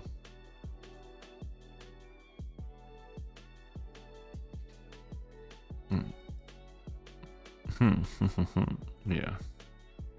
Look at that. Redirect, malicious URL, fake team viewer page, right? Search at this. Then download now, right? Buttons on the page gets this. It gets Cold Creek Ranch. So, okay, interesting. Somebody's like obviously doing some fucking cybercrime, hosting this shit. The malicious online domain changed multiple times each day. The fake, who is this person who's changing this domain multiple times a day? Fake team viewer page URL to download the JS file also changed. Wow, look at that. Would you look at that? I generated the following traffic from the team viewer infection this week. Malicious download for redirect traffic. Fake team viewer page hosted on compromised server. Look at that. Israeli French Bulldogs.com. Wow, what do you know? Malicious JS file hosted on compromised server. Malicious domain for redirect traffic. Malicious domain for redirect traffic. Fake team viewer page. Fake malicious JS file Cold Creek. The online domain switched between my first and second iterations on Wednesday, approximately 3 hours apart. Would you look at that? That's a downloader. Oh wow, look at that. Okay, so it's obfuscated. They obfuscated it, guys. They try to make it so that you couldn't tell what it is, but it is obfuscated. Yep, obfuscation. See? They tried to hide the URL so that you wouldn't catch it, but we found it. They tried to hide the URL so that you don't catch it. Even if you were to look at the code, right? Even if you were to scan it automatically, that's what they're trying to avoid. They're trying to avoid automatic scanning detection, stuff like that. Anything that would make them get caught easier, or anything that would make their services, hey, we're talking about cybersecurity news. I talk about basically, well, right, okay, right now what we're talking about is, okay, this is like malware, right, that is being served through Google Ads. So Google Ads is basically serving malware for popular applications, and they're using free and open source software like AutoHotkey and free software, and they're using open source software. Oh, yeah. Well, okay. So I'll show you this. We'll go through this. Basically, Google Ads traffic, right? Fake page, JavaScript file, and then they run it. And then MSI installer, right? And then traffic to a C2 IP. C2 IP returns a second MSI based on a info stealer, and then you get a screenshot sent to the command and control. Then AutoHotkey, script, another stealer, and then another thing to the second command and control IP. So they made a fake team viewer page, but look at that, right? That looks good enough to be the real thing. I'm not surprised people would fall for this. Here, look at that. So it looks good enough to be the real thing. So I'm not surprised that people would fall for it. Oh, whoops. What's up with this image? Why can't I go back? Yeah, I mean, it's too good, There we go. It's too good. So you go to it, right? It's perfect. And then, they install it. You almost clicked on one yourself, dude. It happens so much. There's so many scammers out there. It's so annoying. It's so fucking annoying, honestly. I really just wish they'd stop. But hey, they give us a lot of content for our cybercrime show.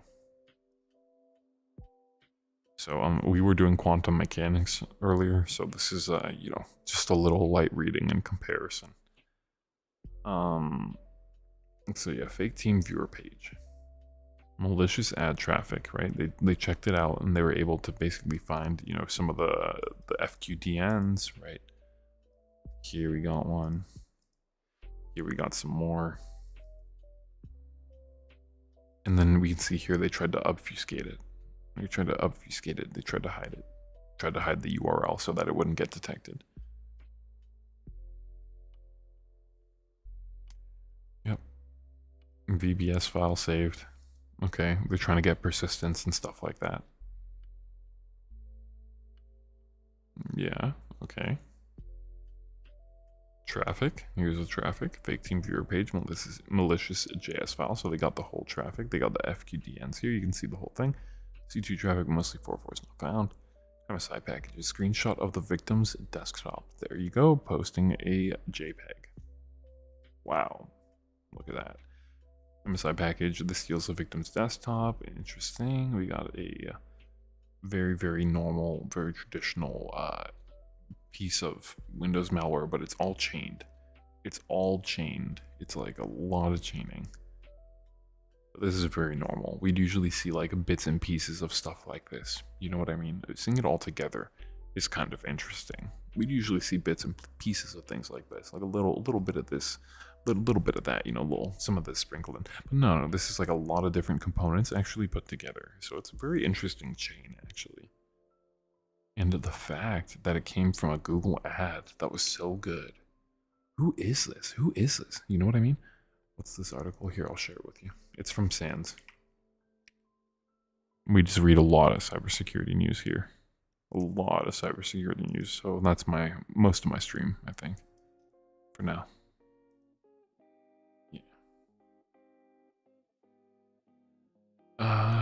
Gonna be doing some IRL stuff in Los Angeles if we can get out of here tomorrow. Let's see, the weather's starting to get bad. I hear it outside. It's necessary in the community. Yeah, I agree. I'm hoping to provide a lot of news and coverage and just whatever's happening. I'm just gonna try to provide coverage around whatever's happening. The crime, the good stuff, the bad stuff. We talked about Okta. We talked about LastPass today. That's the bad stuff. That's all gonna be in the VOD. I mean, it's terrible. I do get a little angry during that because of how crappy they've been. But LastPass specifically, Okta, sorry, that sucks. But LastPass has been crappy practices.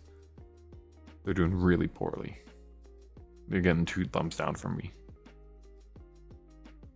I still can't believe what they were doing with the customer data. It's terrible. Definitely watch it in the VOD if you're interested, but it was fucking terrible. 404, 200 OK. Script immediately generated HTTP post to send information about the infected Windows host. There you go. There's the post information.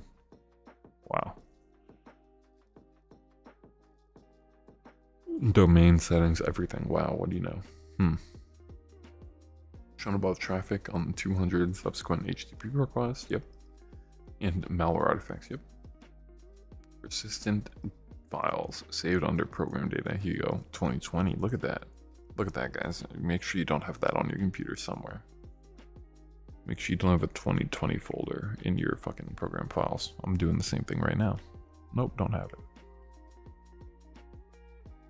CIS DORED, D-O-R-E-D.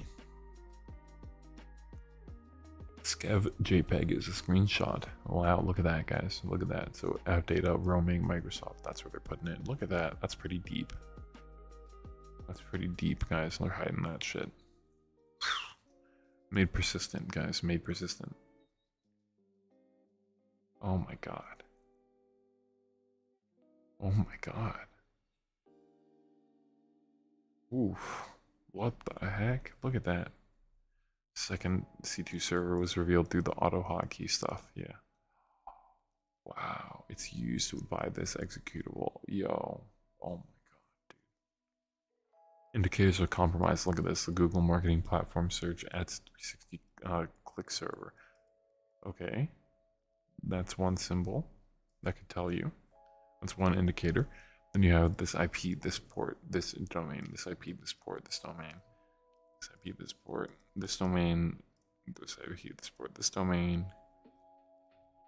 Yep, you got all this stuff here, guys. Huh, all this stuff. What's going on? 10-digit number unique to each victim. Wow, look at that. It gives you a 10-digit number unique to each victim. Wow, look at that. Oh shit. Oh shit, look at that. Look at that. Wow. Hashes, just in case you need them, pop those in. Make sure that you're detecting these. Location artifacts from an infected Windows host.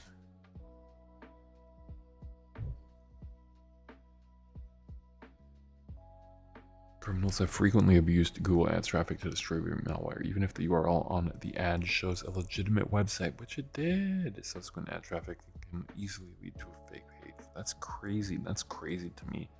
Different types of malware are distributed in this manner. I've seen ISD, Botbot, GOZI, ISFB, and various information stealers distributed through fake software websites that were provided through Google Ads traffic. That's fucking insane. That's insane. Why does this happen? Why? Redirects? Like, why?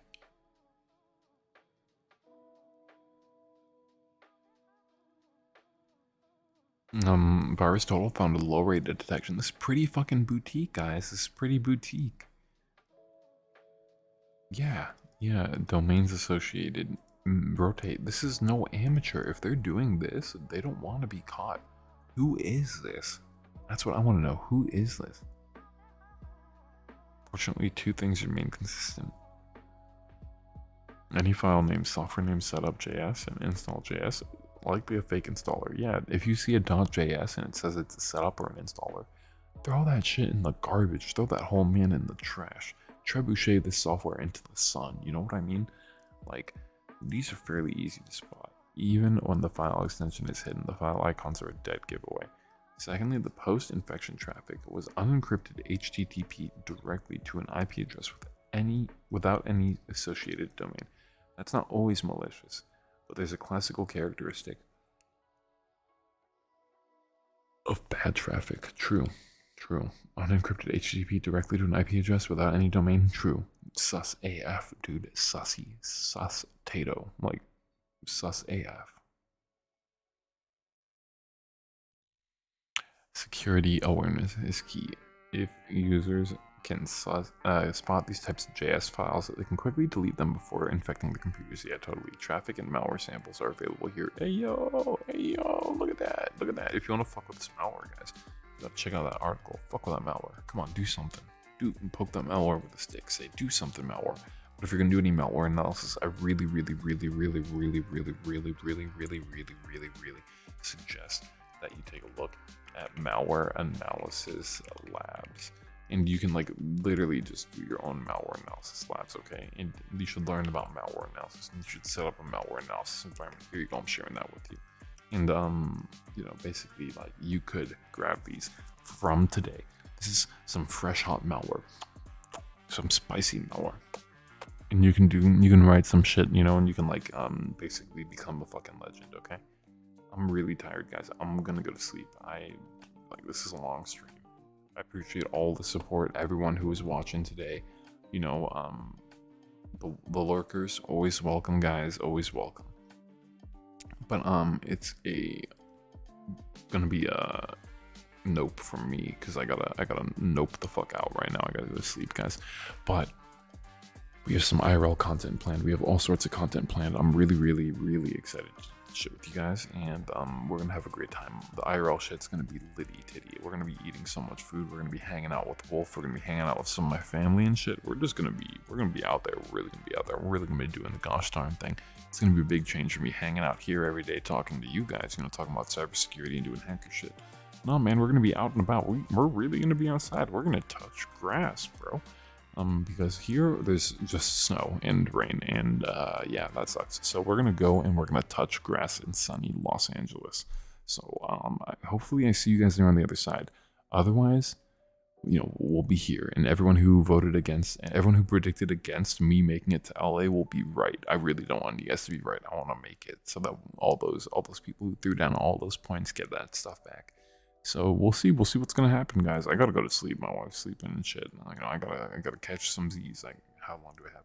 Guys, I got like 3 hours, and then I'm gonna I gotta be up in 2.5 hours. Sorry, guys, I gotta go. I gotta be up in 2.5 hours. See you guys. Peace out. Appreciate the support. Share the channel with your friends. You know, help me get a couple more likes, guys. I only have 2.5 hours till my flight. I didn't get a single sub today, guys. Let's make it worth it. Like, please share the stream with your friends. Share the stream. You're awesome. If you do that, you're a fucking hero. Post it in your favorite streamers Discord, in the self-promotion channel, you know, like wherever you can. Just share it with your friends, share it with your mom, share it with your dog, you know. Share it with that guy that you don't really like, and you just be like, yo man, you should watch this guy's videos. You know, just give it to like literally everyone. All right, peace out, guys. Have a good night.